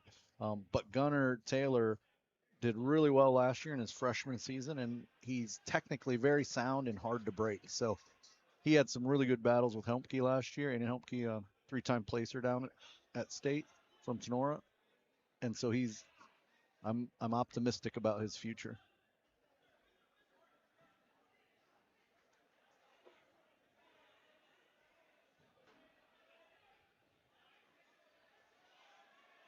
Head inside single attempt by Taylor. Good job stuffing the head. Good job elevating it by Taylor. He needs to either tree top that or run the pipe. He ran the pipe. They gave him the takedown. Taylor gets his 3. Right into a tilt, 2-on-1 tilt here. Nice move by Gunner Taylor. Won't pin him there. We'll take his 4 and reset. He actually didn't reset. He's got him right into an arm bar with a wrist. He's got a big step around the head. He'll pin him here if he gets him turned, I think. Tipping point here. Now he goes over. No more back points because he didn't reset from that tilt, but he doesn't care about back points at this point. Oh, he got out of it. They're going to give Taylor his 4. Puts him up 7-0 over Lewis from Upper Sandusky. You did a really good job getting out of that arm bar. A lot of people get pinned there. Short time here. Taylor's going to... He's actually getting off the hips. I thought he would just cover and finish the period on top. Time. That brings us to the second period here.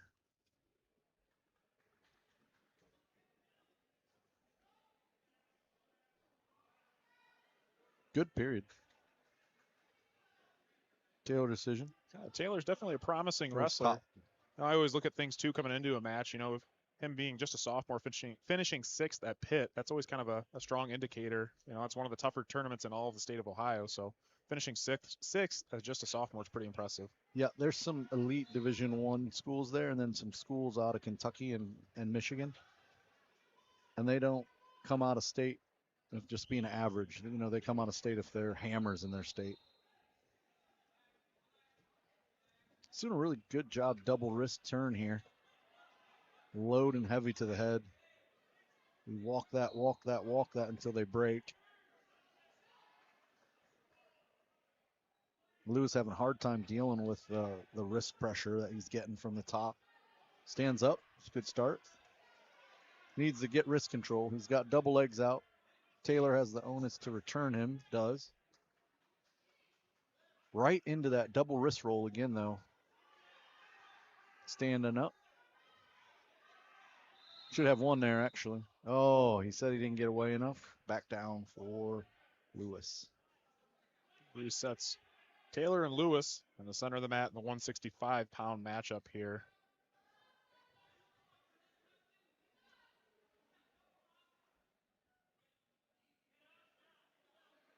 Over on the third place match, I believe Ben Beard is up 6-2 on Cox from Huron. Right into the spiral with that near wrist roll. You know, watch that outside cradle if he doesn't be careful. He's got his legs up by his head.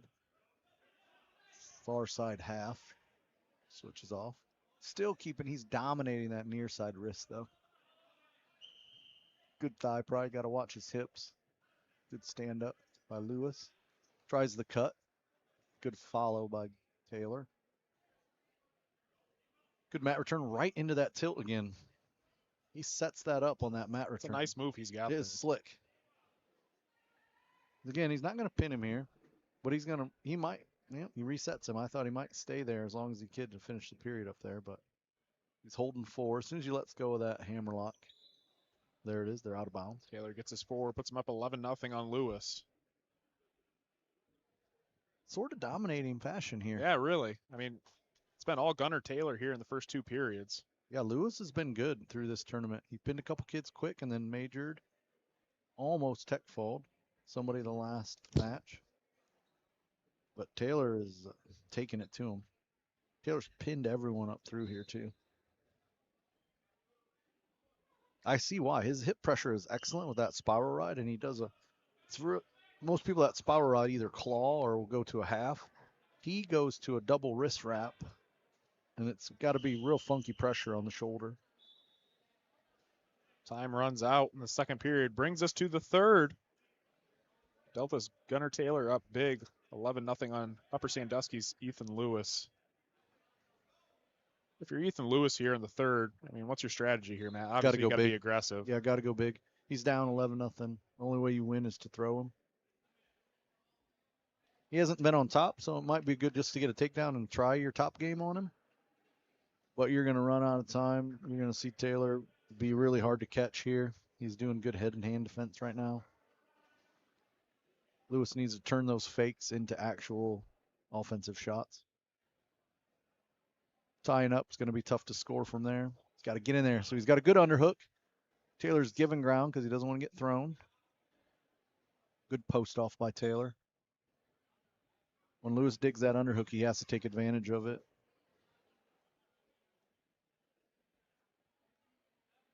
Wrist control by Taylor. It's really hard to do anything when someone has your wrist, so that wrist control is stopping any momentum that Lewis has.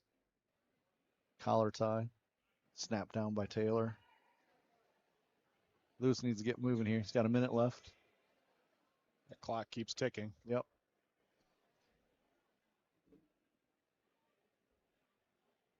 Have to go big here. He's working his way in. Probably could hit Taylor with a stall here. He's given a lot of ground. He's done no genuine offense this whole period. I'd definitely call a stall there. Didn't. Interesting. I think we've seen the officials overall here today, and at least during the finals, be a little bit lenient on the stall calls. Yeah, they usually start tightening them up actually this time of year into the state run. It's one of OHSAA's like referee points. Yeah, big emphasis point going into this year. Yep. And again, you get to know the officials and their tendencies. The head official in this one, he very rarely gives stalling. There's one for giving ground. He was blatantly backing up, but he lets it tick over a little longer than most do before he gives the stall calls. 18 seconds to go here. I'm sure Taylor's just going to keep backing away. Yeah, Lewis has to suck him in and go big here. Got to have your home run shot here if you're Lewis. Yeah, good defense by Taylor. Shot's not going to win you the match. Taylor's going to run the timeout here. Really solid match by Taylor. That will do it. Yeah, he dominated on us. He got that takedown, and then he dominated on top. Delta's Gunnar Taylor, sophomore out of Delta. 165-pound winner here at the Van Buren Invitational over Ethan Lewis, senior out of Upper Sandusky. Congratulations, Gunnar Taylor. I believe it's blood time. They got over in the third place match. Looks like it. Matt Bishop, Logan Bailey, myself, and AJ Fairchild here at the Van Buren Invite. AJ doing a nice job producing things. Matt on color. Myself running things at the head here. So a lot of great matches here today. Yeah, it's been really good. Their Van Buren tournament's improved every year that I've been here, which is the last 5. The addition, this is Delta's first year here and Port Clinton's first year here. Really brings some quality in, especially Delta. Delta always brings a Delta as a team is always solid, and it definitely kind of ups the competition here. 100%. So I was really glad to see when the teams were revealed and who was coming, and Delta brought all their A-team wrestlers. So really coming out here competing, and Delta's had a nice showing throughout. Yeah, they're doing good. I don't know the team scores. I don't know where we're standing, but they got to be right up there. You get a few champions stacked up, it really adds to your points total. Take the main camera over here to the third place match between Ben Beard from Liberty-Benton and Sam Cox from Huron. I believe Ben Beard from Liberty-Benton is currently up 6-3. They're getting ready to start the third period here, just having a lot of blood time. Only match currently going on. The fifth place match is already concluded. Not sure who won that one, but Ben Beard and Sam Cox here going for third place.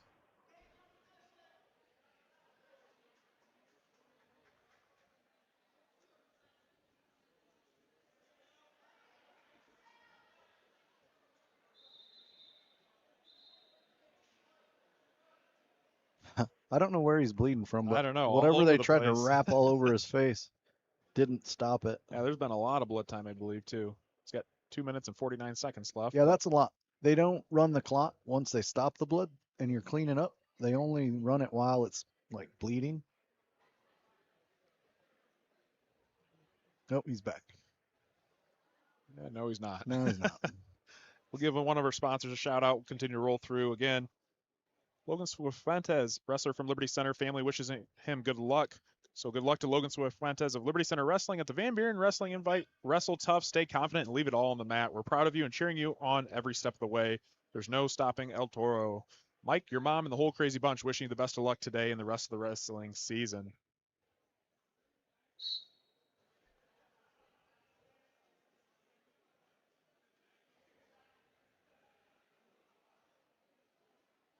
Liberty-Benton's Ben Beard still up 6-3 on Sam Cox from Huron, 132 and counting here in the third period. Wrestling for third place at 165 here at the Van Buren Invite.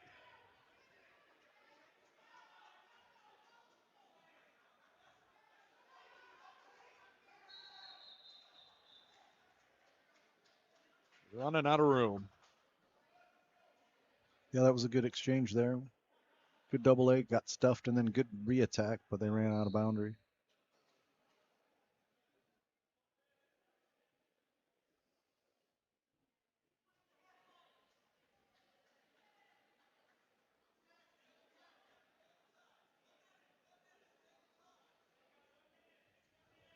Green's giving some ground here. It's kind of like our match we just had. If he keeps giving ground, he's going to get a stall call. Right.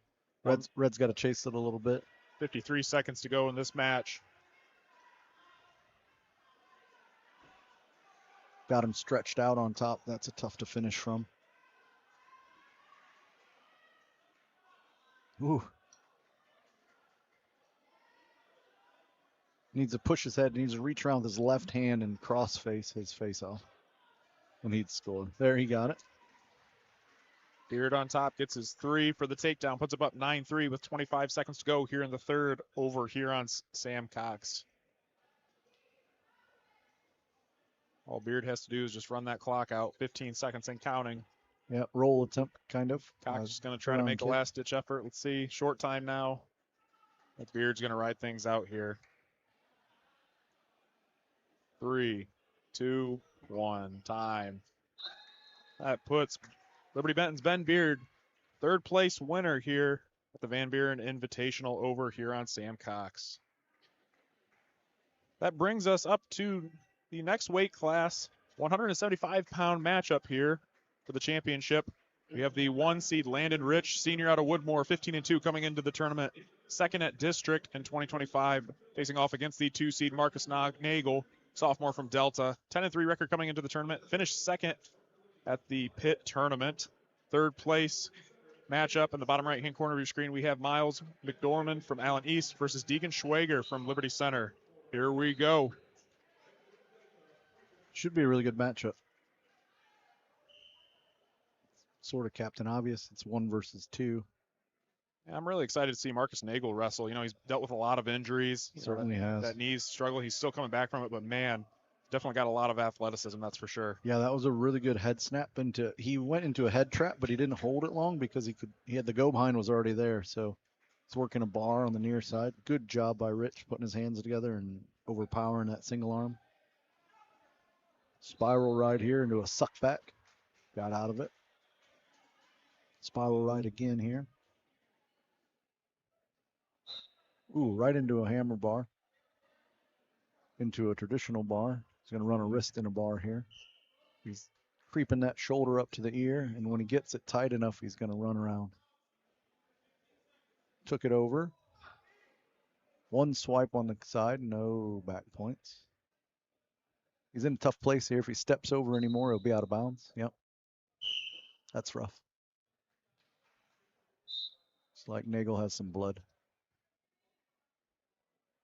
Really good attacks by Nagel. Yeah. Rich, you can tell Rich is powerful. 90% of wrestlers that Nagel wrestles would have went over on that hammerlock inside and probably got pinned from it. But he was able to scoot his hips so that if he turned him, he went out of bounds, and that's what happened. Nagel, a heck of a football player, too. Had a great season last year, running back for the Delta Panthers, finishing all Ohio accolades as well. I believe second team, if I remember. Yeah, I think so. Second he is a load. But a lot of athleticism. He probably goes about 205 when he's in running back, too. Yeah. Not 175. I was going to say, he's cut, I believe, quite a bit of weight here for wrestling season this year. So. He has. He might go more than 205, actually.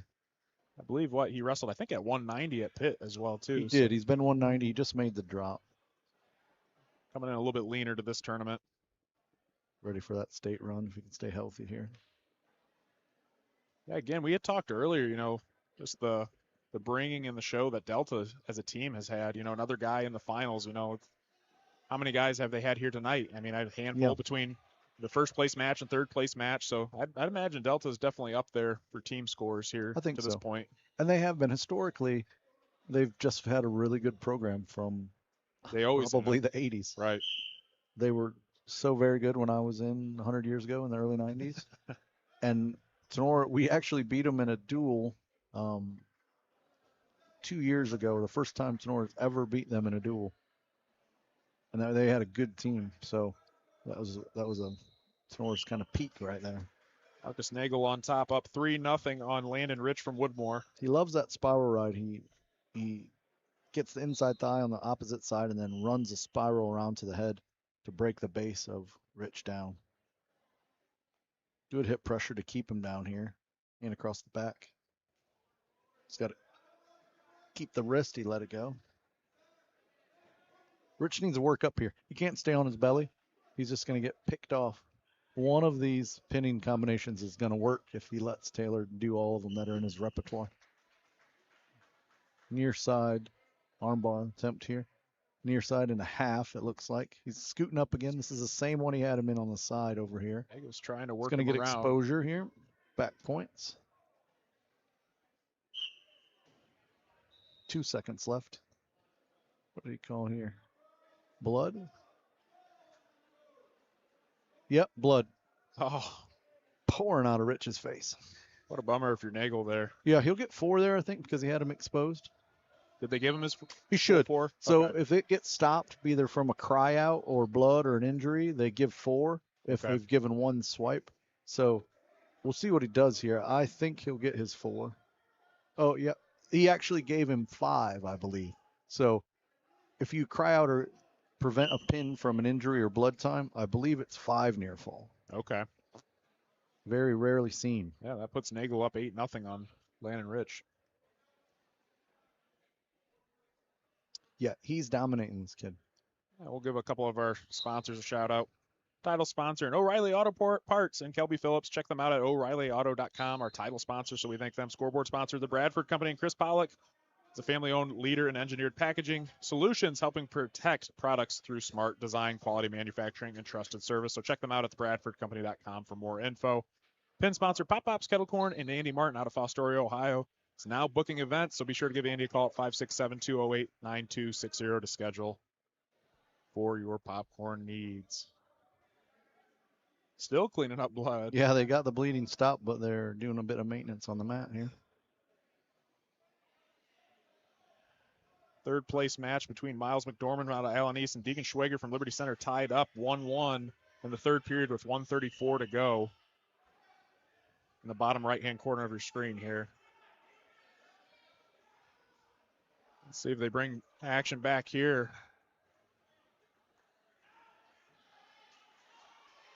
All right. Yep, looks like we're ready to go back here on the first place round. Maybe not. Okay. Found more blood. Oh, yeah, I can see the drops in the middle of the square from here.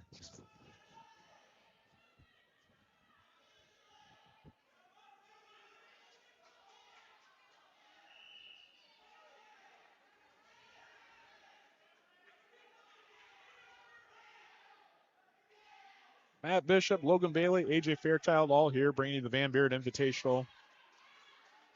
A lot of quality matches here tonight. Glad we're able to get this tournament in before all the big snowfall coming, so I'm sure everyone's preparing for that right now. But for those who couldn't make it today, it's nice. Thank you for joining us here on the broadcast, and we're glad head coach of Van Buren, Roman Williams, and all our sponsors allowed us to bring this broadcast to all of you watching.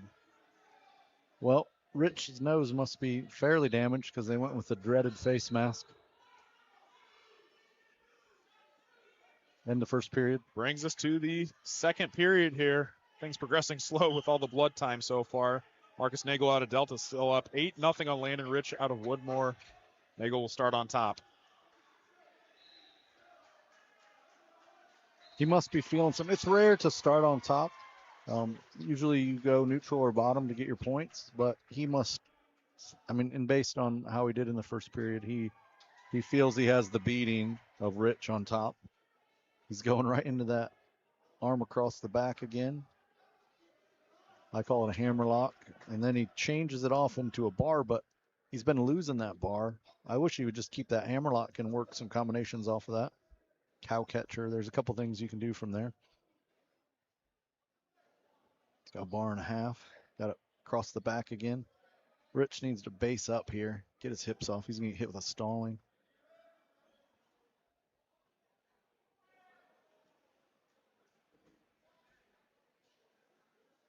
Doing nothing on bottom here. Just getting wasting time away here. Second period. Here's that. He doesn't really sit through that. He's going to pin him here in a stack, I think. Nagel's working him to his back. This is a bad place for Rich to be. Plenty of time left, 50 seconds.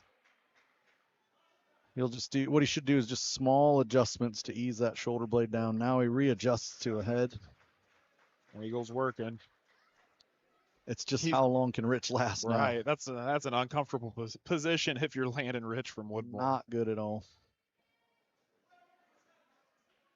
Officials 30 seconds to go. Let's see if Nagel can get it. Officials having a hard time seeing under there with where Nagel's head is, and it's kind of a wonky position to watch shoulder blades. He needs to lift his head here. Yeah, looks like he got it. Ball. Marcus Nagel out of Delta. Winner. Pop Kettle Corn pin. Congratulations to Delta's Marcus Nagel. Really dominating fashion for Marcus. Absolutely dominating. Winner at 175 over Landon Rich out of Woodmore. So congratulations to him. And the third place match, Miles McDormand of Allen East was victorious over Deegan Schwager from Liberty Center. That brings us to the 190 matchup here between the 1 seed Michael Seeger, senior out of Woodmore, 16-2 coming into this tournament. He won the Van Buren invite last year at 190 as well, facing off against the 2 seed Landon Miller, senior from Van Buren, 19-4 coming into this tournament. In the third place match, Evan Rosengarten from Ottawa-Glandorf is facing off against Kaiden Reed from Riverdale. That's actually a rematch where Reed had won earlier in this tournament. Down in the bottom right-hand corner. Here we go. Another good one here. Quality wrestlers, both of them.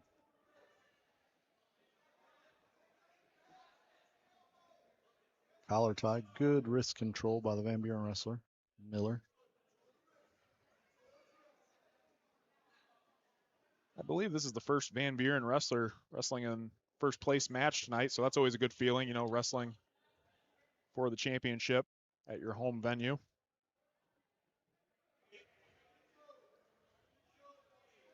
Yeah, I think historically they've had 1 or 2 in every year. They had a really good team a couple years ago.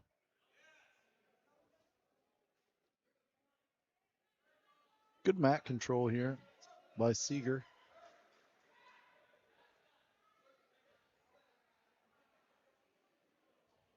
He circles in and kind of owns the middle. Head tap just getting shared here. Collar tie, ear to ear. Now they go forehead to forehead. Much more likely to score from there. Drag by attempt by Seeger. Needs to cut that corner harder. Head tap, heavy head tap. Russian tie by Miller here. See what he can do with it. Good job blocking off with that opposing. Ooh, he goes down to a low single leg. Not something you see very commonly in the 190-pound weight class.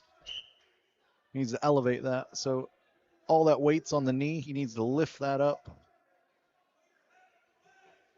Seeger's doing a good job jamming his head down so he can't elevate it. Not a comfortable position if you're Landon Miller on bottom there. No, there's a lot of weight down there. Now he's working up the thigh. This is good too. Pull it under and take his right arm over the hips of Seeger, and he'd score here. Seeger doing an excellent job keeping his hips up. End of the period. Brings us to period number 2 between Michael Seeger out of Woodmore and Landon Miller from Van Buren. Pretty cool to see, though, all the support there in Van Buren's corner. You know, obviously, being their home venue, they got a lot of teammates here cheering on Landon. So Landon's going to start on bottom here.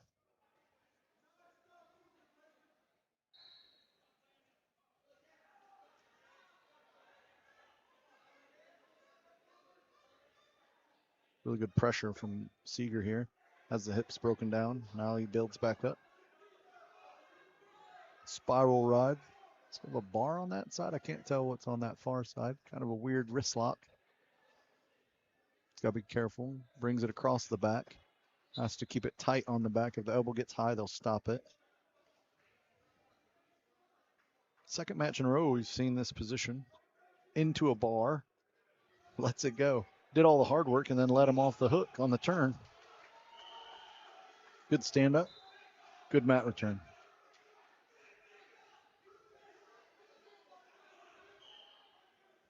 Excellent mat return. That's the same mat return that Taylor was doing, and Nagel were doing, and then going right into that tilt from. I tell you what, that move that Taylor had earlier, that was slick. That will cause trouble because kids are usually worried about getting out and standing up, and then he's putting them right on their back from Exactly. it. Controlling that wrist really well on the near side. He needs to use it, though, to score. Should pinch his left knee right up against the elbow and keep it there. He puts it under, so he'll get pulled out if he goes forward. Gonna stop it for potentially if he gets it any higher. There. Now he needs to pin it in there with his left knee. And then really do whatever he wants from that point. Goes to an armbar from it. Armbar and a half. If he turns this over, it's over. Done. Seeger's getting his points. Done. Looking for the pin. There it is. Good for a pop kettle corn pin. Michael Seeger from Woodmore, the senior. Back-to-back Van Buren Invitational invite winner. Congratulations to Michael Seeger from Woodmore. Winner over Landon Miller from Van Buren. Nice match there by Michael Seeger. Third place match still going on.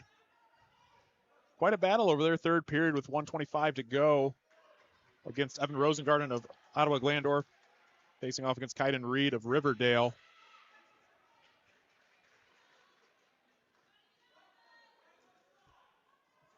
We'll bring the action over to the third place match at 190 pounds.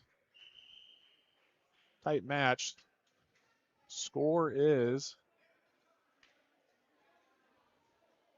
2-3. I'm trying to see who's who.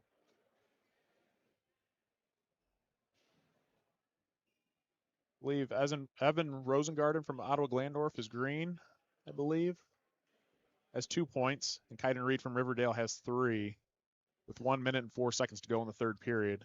Again, like I said, these two wrestled earlier in this tournament, with Reed getting the best of Rosengarten early on.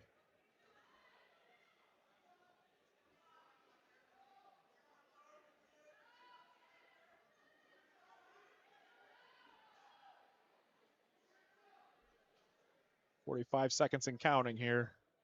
The Riverdale wrestler's in a bad position here. The bottom wrestler can elevate that, shelf it. Ooh, give him one there. Nope. Kept control.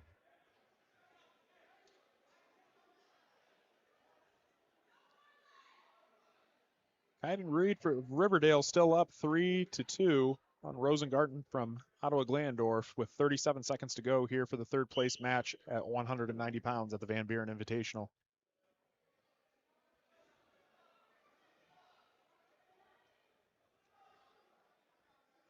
Rosengarten's got to go here with 24 seconds to go. Reed just continues to be a hammer on top, trying to let the clock tick away.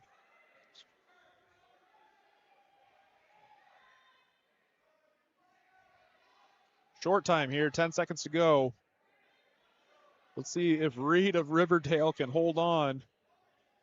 3 seconds to go, 2 seconds to go, 1 second to go. Reed of Riverdale is going to be victorious in the rematch once again. Kaiden Reed of Riverdale, good for third place at 215 pounds over Ottawa-Glandorf's Evan Rosengarten. Brings us back to the center mat.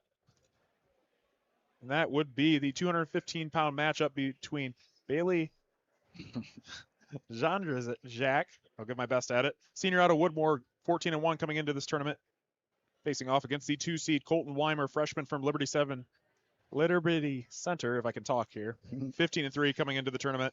Third place match in the bottom right-hand corner is Luke Muse from Huron, facing off against Hayden Brown from Gibsonburg.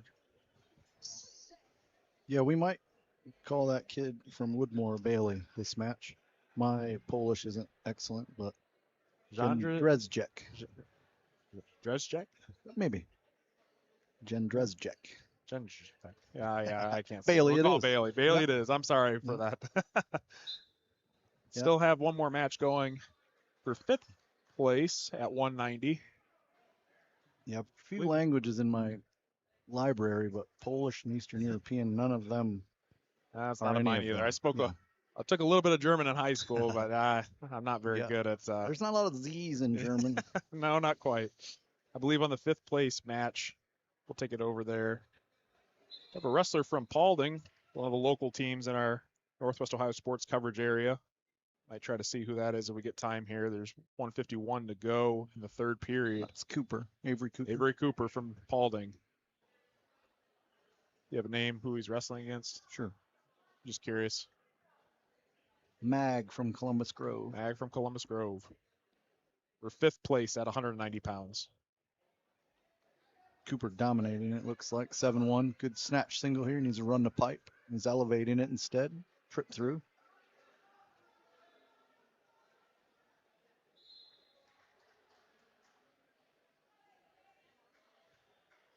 Cooper currently up 10-1 on Mag of Columbus Grove. Just give another shout out real quick to one of our sponsors, our corner sponsor in Burkholder Taxidermy, Josh Burkholder. So for all your taxidermy needs, out of Defiance, Ohio, really does a tremendous job. Be sure to check him out. The craftsmanship is unbelievable. I tell you what, you will not be disappointed. So be sure to check out the Burkholder Taxidermy Facebook page to check out their work, or give Josh a call at 419-782-9538 for more info. The term I like to use to describe Josh Burkholder's work is world class. It's phenomenal. That's the only place I'll take to get all my my taxidermy done. So I've been all over the world, and I'm an outdoorsman, so I've seen a lot of different work in a lot of different countries. He is elite and just a stand-up dude. Great guy. Avery Cooper of Paulding still up 10-2 with 45 seconds to go in the 3rd for the 5th place match at 190. Mag trying to make a move here, but Cooper countering.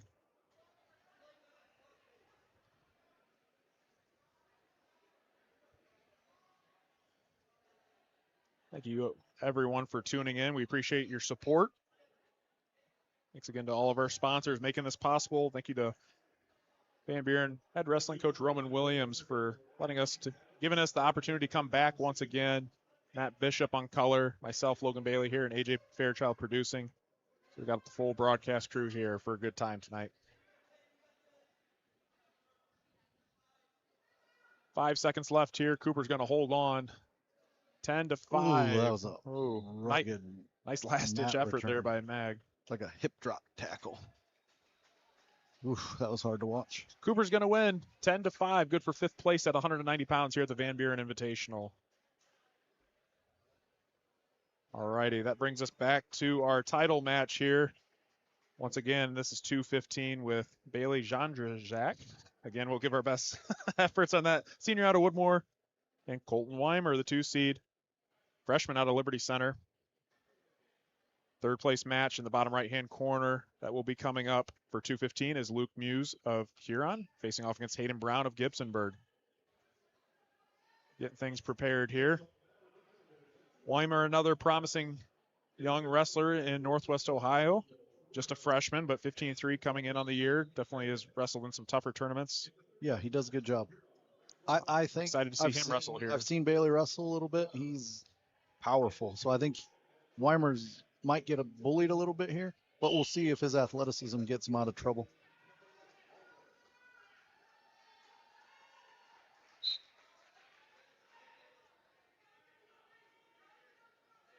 Bailey definitely looks a little thicker than Weimer here. Yeah, good slide-by attempt by Weimer.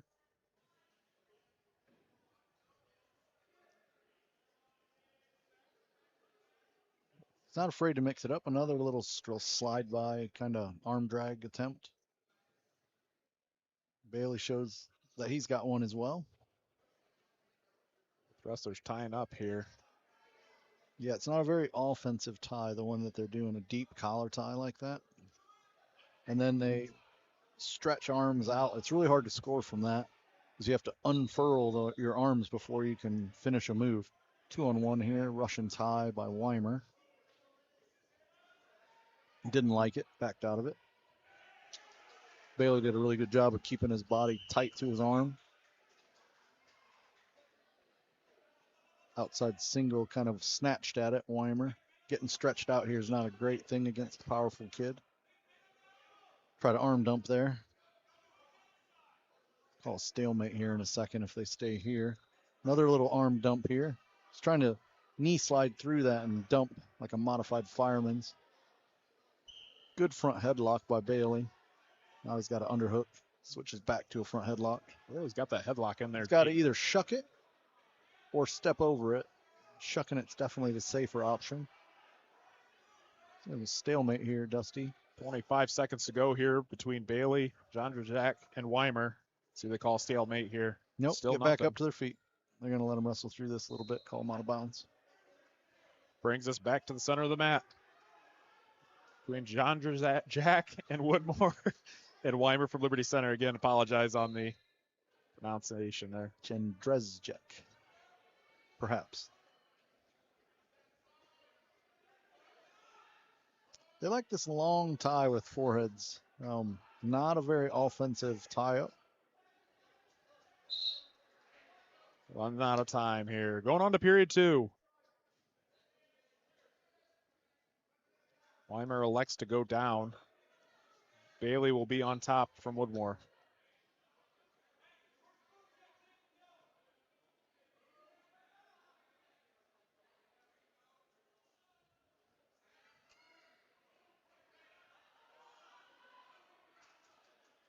Period number 2. Here we go. Good heavy front pressure from Bailey. Weimer doing a good job to not let his hips get broken down with that pressure. Head's on the mat, though. That's never a good position. Trying for that arm lock on this near side, hammer lock. Got it out right into a near side half. Kind of. He's not committed to it. Cradle attempt, kicks him out. Weimer gets his one. Another slide by attempt. He likes that slide by. It must work on people that lean. Bailey has a nice solid stance where he stays over his hips. No, slide by attempt's not working on him. He kind of did a little tiny slide by into a Russian. Weimer drops for that sit through. He likes that sit through drag. He's kind of setting it up right now. We'll see if he tries to really hit it. He reaches in and then he'll sink to his left side. Bailey does a good job jacking it up though. Again, outside single attempt, head outside. Ooh, someone's in trouble there. He pops out the back, sits through. Good scramble. Nice counter there by Bailey. Yep. He was in big trouble there. His hips were flat on the mat. Ooh, shucks him down and goes behind. Bailey gets his 3, puts him up 3-1 on Colton Weimer. Some bloody. Yep, technical violation. 31 seconds to go here in the second. Who's green? Bailey? I believe so. Yep, Bailey pulled the headgear. And that's what the official said. He pulled on his headgear, gave a point to Weimer. Must be a bit of blood, too.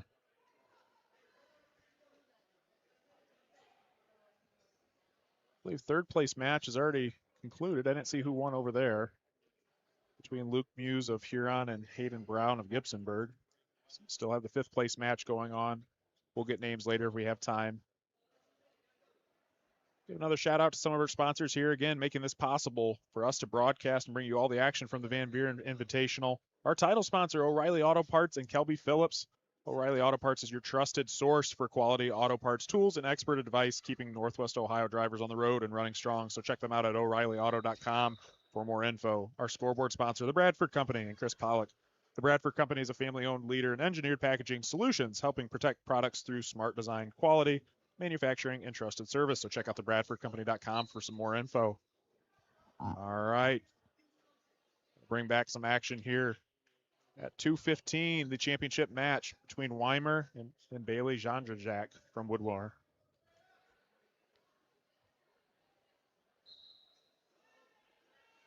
Good ankle breakdown. Stop the initial move of Weimer. Near side cradle attempt. Ooh, got his hips out from it. Trying to turn him now. He'll go back down, Weimer will.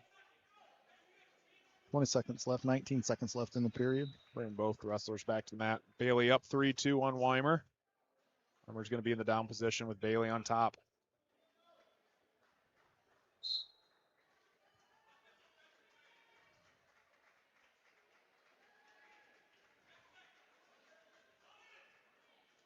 Short time here, 10 seconds and counting.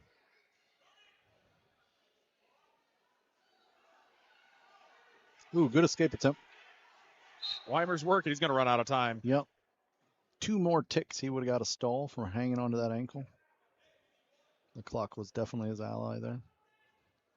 Start of the third period here with Bailey on top over Weimer. Bailey takes bottom. Ooh, good quick sit. Good job following by Weimer. And while he followed, he broke the hips down. Butcher attempt here. Bundling it up. Bailey built his hips back up, which stopped that turn. Must be blood somewhere.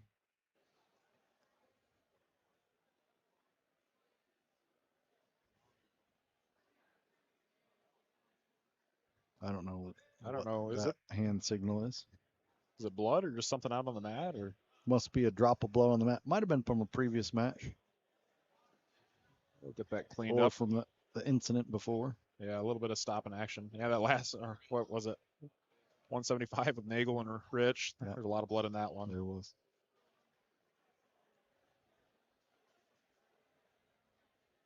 Matt Bishop on color, Logan Bailey, myself, and AJ Fairchild producing. All bringing you all the live action here from the Van Buren Invitational. I appreciate you guys having me back again. Yeah. I try to channel. Always a pleasure having you on. My best Keith Brown and there you go. It's hard to match. And Fairchild Sr. Bailey's going to get us one. Puts him up 4-2 here with 1:34 and counting in the third period. I've been trying to find a good time to give a what are we doing here, but everything's been pretty logical. More blood. Lost his plug. Yeah, Matt, I guess you'll have to get your own signature catchphrase. Yeah, I got to figure something out. You do a couple more matches with us, so. Yeah, I'll have to work on something. We'll do some brainstorming. There you go. Only match going on right now. The third place and fifth place match are all finished up, but this one running a little bit slow. Yeah, a lot of blood time. Heavyweight coming up next at 285. Brings up Logan Fuentes senior from Liberty Center, and again, being one of the wrestler sponsors here, and his family would like to wish him good luck. There's no stopping El Toro from Mike, your mom, and the whole crazy bunch wishing you the best of luck today and the rest of the wrestling meet. So, back in action here. Good hand fighting here. Weimer on a 2-on-1, and he uses it to go for an outside single attempt. Blocked. Good down blocking by Bailey. Digging in here. Bailey's got to be careful. He's going to catch a stall for backing up. Shucked that right at the right time. Ooh, arm drag attempt. Weimer being aggressive here. Yeah, he's got to be. He's got to. Under a minute to go. Front headlock by Bailey. He's happy to just hang out there. Weimer's got that single. Chin whip. Oh. So he needs to jam the head right here. Bailey needs to jam the head down to keep Weimer. He built his hips up. That's what he was trying to avoid. Whizzer by Bailey. Gets squared back up. Got double unders, though. Backs out. Borderline. He's really tiptoeing around that stall call. We'll reset here. Weimer's got to go. 26 seconds to go. Down 2 points to Bailey Jandrajak from Woodmore.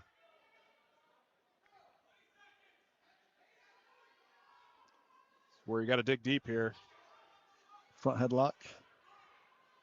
Good time. Good place to burn time if you're Woodmore. Short time here. Sit through attempt. Go behind by Bailey. Bailey Jandrajak from Woodmore gets his 3 for the takedown. Is going to take this one here at 215 pounds. Winner 7-2 over Liberty Center's Colton Weimer. Nice match by Bailey Jandrajak there from Woodmore. And we do apologize. Tried to get that last name correct if we could, as close as we could. So nice match there. That brings up heavyweight 285. A little bit of NWAL action here. The 1 seed Logan Fuentes, senior from Liberty Center, 9-1 coming into this match. State Division III, finished 4th last year at heavyweight. He won Pitt this year, facing off against the 3 seed Brady Smith from senior of Delta, 21-2 coming into this tournament, finished third at Pitt. Third place match in the bottom right-hand corner will be Mason Shank from Bluffton facing off against Christopher Clark from Elmwood. Here we go, heavyweight and the wrap-up of the tournament. Yep, let's hope this is action-packed. They're both quality wrestlers. It looks like they're getting after it. I like the head fighting and hand fighting that's going on. Two guys that are very familiar with each other. Yep. And they'll see each other probably 3 more times, 4 At more least. times this year.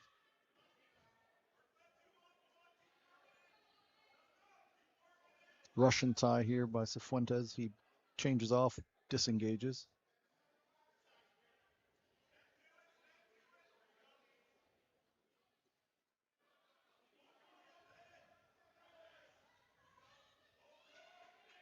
Underhooks here by Smith.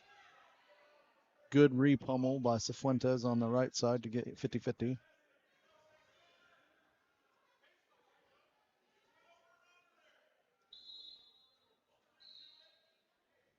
Smith's kind of owning that right side underhook.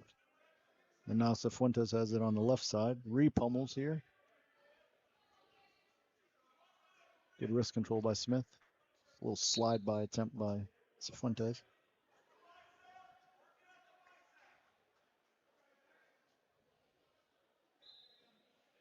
Both being a bit coy here with feeling out. Nobody wants to make a mistake. No, they don't. Definitely taking their time, both wrestlers trying to figure each other out, see what kind of move they want to make. Yep, very heavyweight style, but they're staying really active. It's good to watch. It's high quality pummeling here. They get to that 50-50 little head bang by Cifuentes there. Makes Smith take a step. Collar tie here, ear to ear.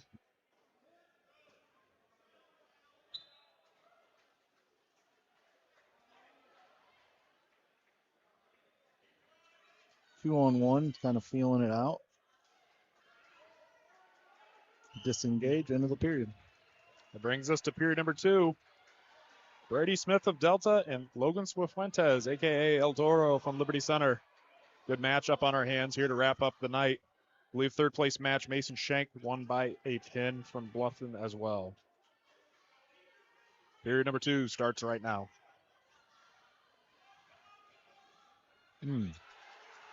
Oh, Cifuentes. Scott Smith in a position doesn't want to be in. Yeah, he hit a little elbow roll. It's called an elbow roll. So Fuentes gets his 2 there. Smith did an excellent job getting off his back there. Very agile hips. 2-on-1 attempt here by Cifuentes. Arm chop. Probably might turn that into a bar attempt here. Coffee grinder. Drop down to a leg here. Come off that leg. There we go. Arm bar attempt here. Doing a good job breaking down Smith's hips. Smith's fairly happy here, this close to the boundary. He's keeping his hips real square to the mat. Hard for Cifuentes to suck him back. Trying to get him back, though. He's going to lose this here, reposition. Yep, starting him over. We'll reset things here in the center of the mat. 56 seconds to go in the second period. Good little flurry of action here. Yeah, of our heavyweight matchup between Brady Smith of Delta and Logan Cifuentes from Liberty Center. So Fuentes is going to start on top here. He likes to snatch that near side ankle to stop the initial motion. Good stand up by Smith. Give Smith his 1. We're back on our feet, 2-1 Cifuentes. That's that reversal.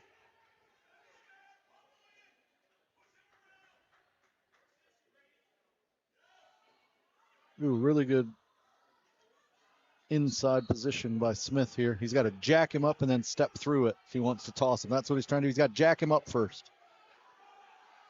Almost look like both guys trying to toss each other at the same time. Smith in a very dominant position here because he's got inside control. Let it go.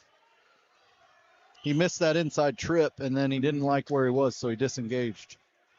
He had him in big trouble there, actually. 13 seconds to go in the second. Good defense by Cifuentes to keep his hips sagged. On to short time. 10 seconds and counting.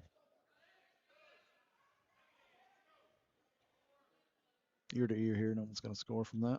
We're going to take it to the period here. Third period on our way for all the marbles here to end the night. Really good match. Active. It's going to come. Sometimes some of the heavyweights will bog down a bit and kind of like two large grizzly bears. Yeah, this is going to come down to the wire here. But this is very active. It's high level pummeling and high level hand fighting. And then a lot of action actually from the down position.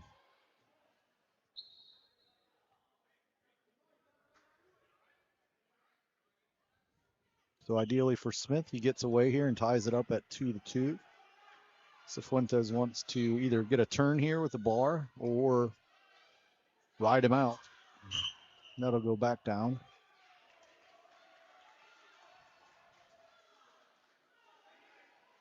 Just from what I've seen the last two periods, it doesn't look like he's going to hold Smith down. Smith has a really good stand-up.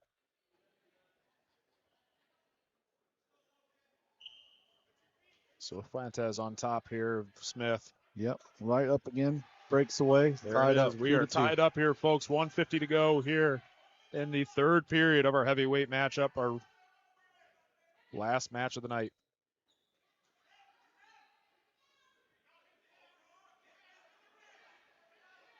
Oh, he has that headlock again.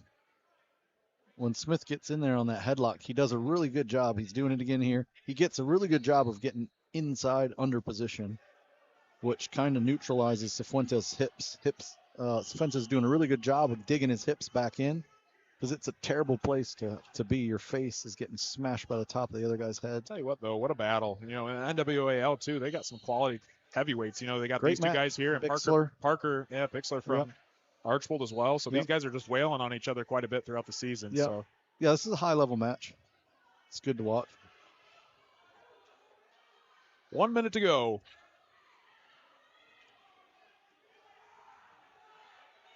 Oof. Good takedown attempt.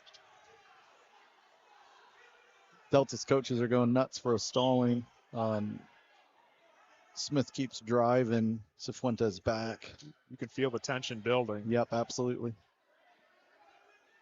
Cifuentes needs to really clamp down on that underhook. Smith's kind of dominating him with that left underhook. Cifuentes with double unders now. This is different. Someone's getting thrown here.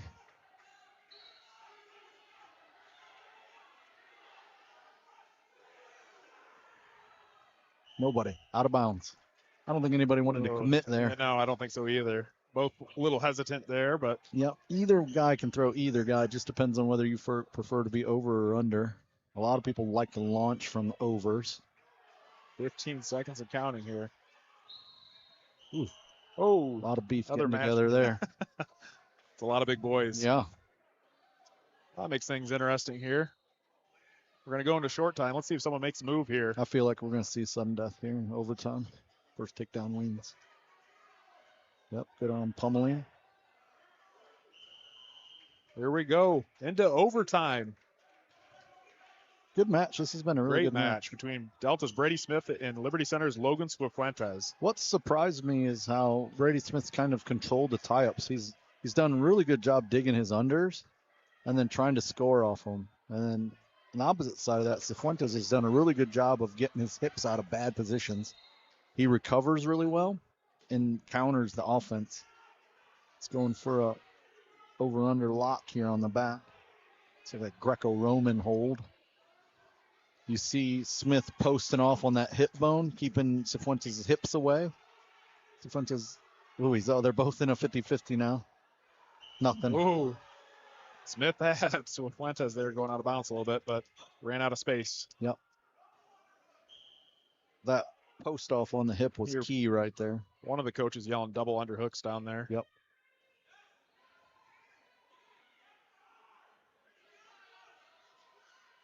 Cifuentes digging an under. Short time, 10 seconds left. Smith has a really nice under on that side. Jacked it up for a second.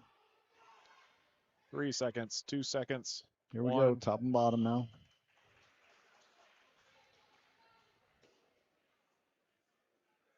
All eyes on this match. Very last match of the night. Third and fifth place are all done. 30-second period here.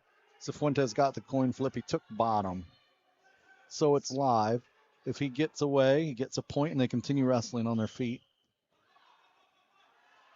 Smith wants to hold him down here, because then if he escapes in the next period, then he wins. Ooh, really nice sit switch there. Nothing yet. There's one. So if Fuentes gets his one, puts him up 3-2. 12 seconds, 11 seconds, short time. Here we go. Yeah, so if this period ends, trip attempt. Oh, throw. Didn't get around. Good hips by Cifuentes.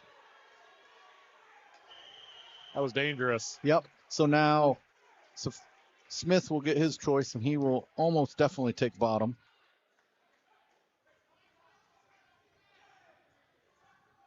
It's exciting. Really quality match. Not sure. Coach Nagel over there talking about something. He might be chirping about stall call. The officials having a little bit of discussion. Might even be trying to get a takedown out of that, but I didn't see it. Yep, dismissed.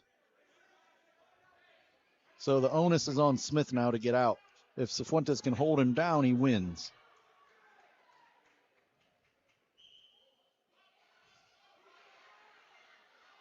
Down to that single leg snatch. That's kind of his go-to. I don't think there's the one escape. We're going to reset here. 3-3, all to wrestle for. Both wrestlers digging deep here in the second overtime.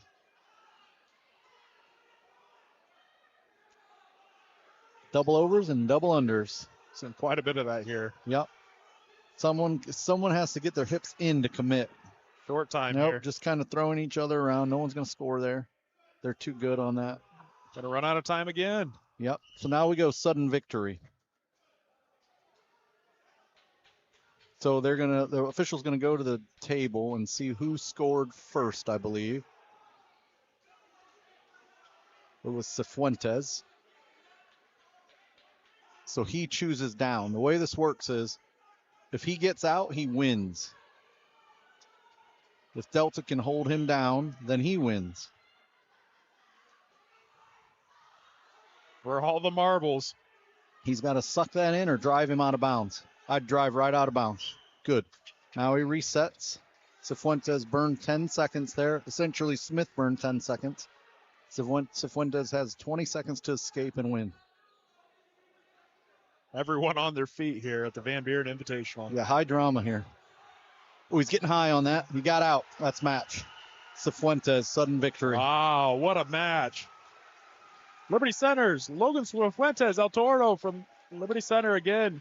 The winner at 285. What a match. Took it all the way to sudden victory. Great match out of both wrestlers. High quality match. Brady Smith, what an effort by him as well. But, man, I tell you what a way to end the night. Yeah, something to look forward to the next couple weeks here. Well, that's going to take us to our awards. We'll wrap things up and let Matt get off here. But, overall, good night.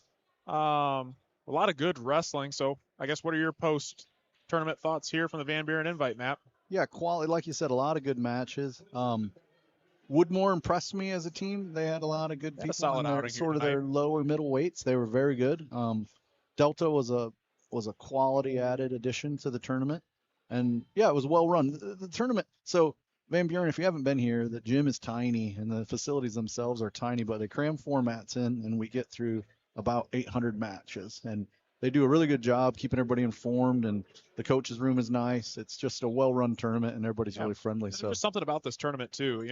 It is. Yeah, Van it's like a homey feel. It is a very homey feel. Van Buren's a little bit older school, but, man, a lot of quality wrestling, and it does. It's got that old school vibe to it. Wrestlers wrestling, deep into this tournament. So, yeah, very impressed tonight. And, Matt, we won't keep you too long, so we'll let you go. But, again, appreciate you coming on. So, thanks for coming out tonight. Did a nice job with color commentary. So we'll let the awards go off here, and we'll wrap things up.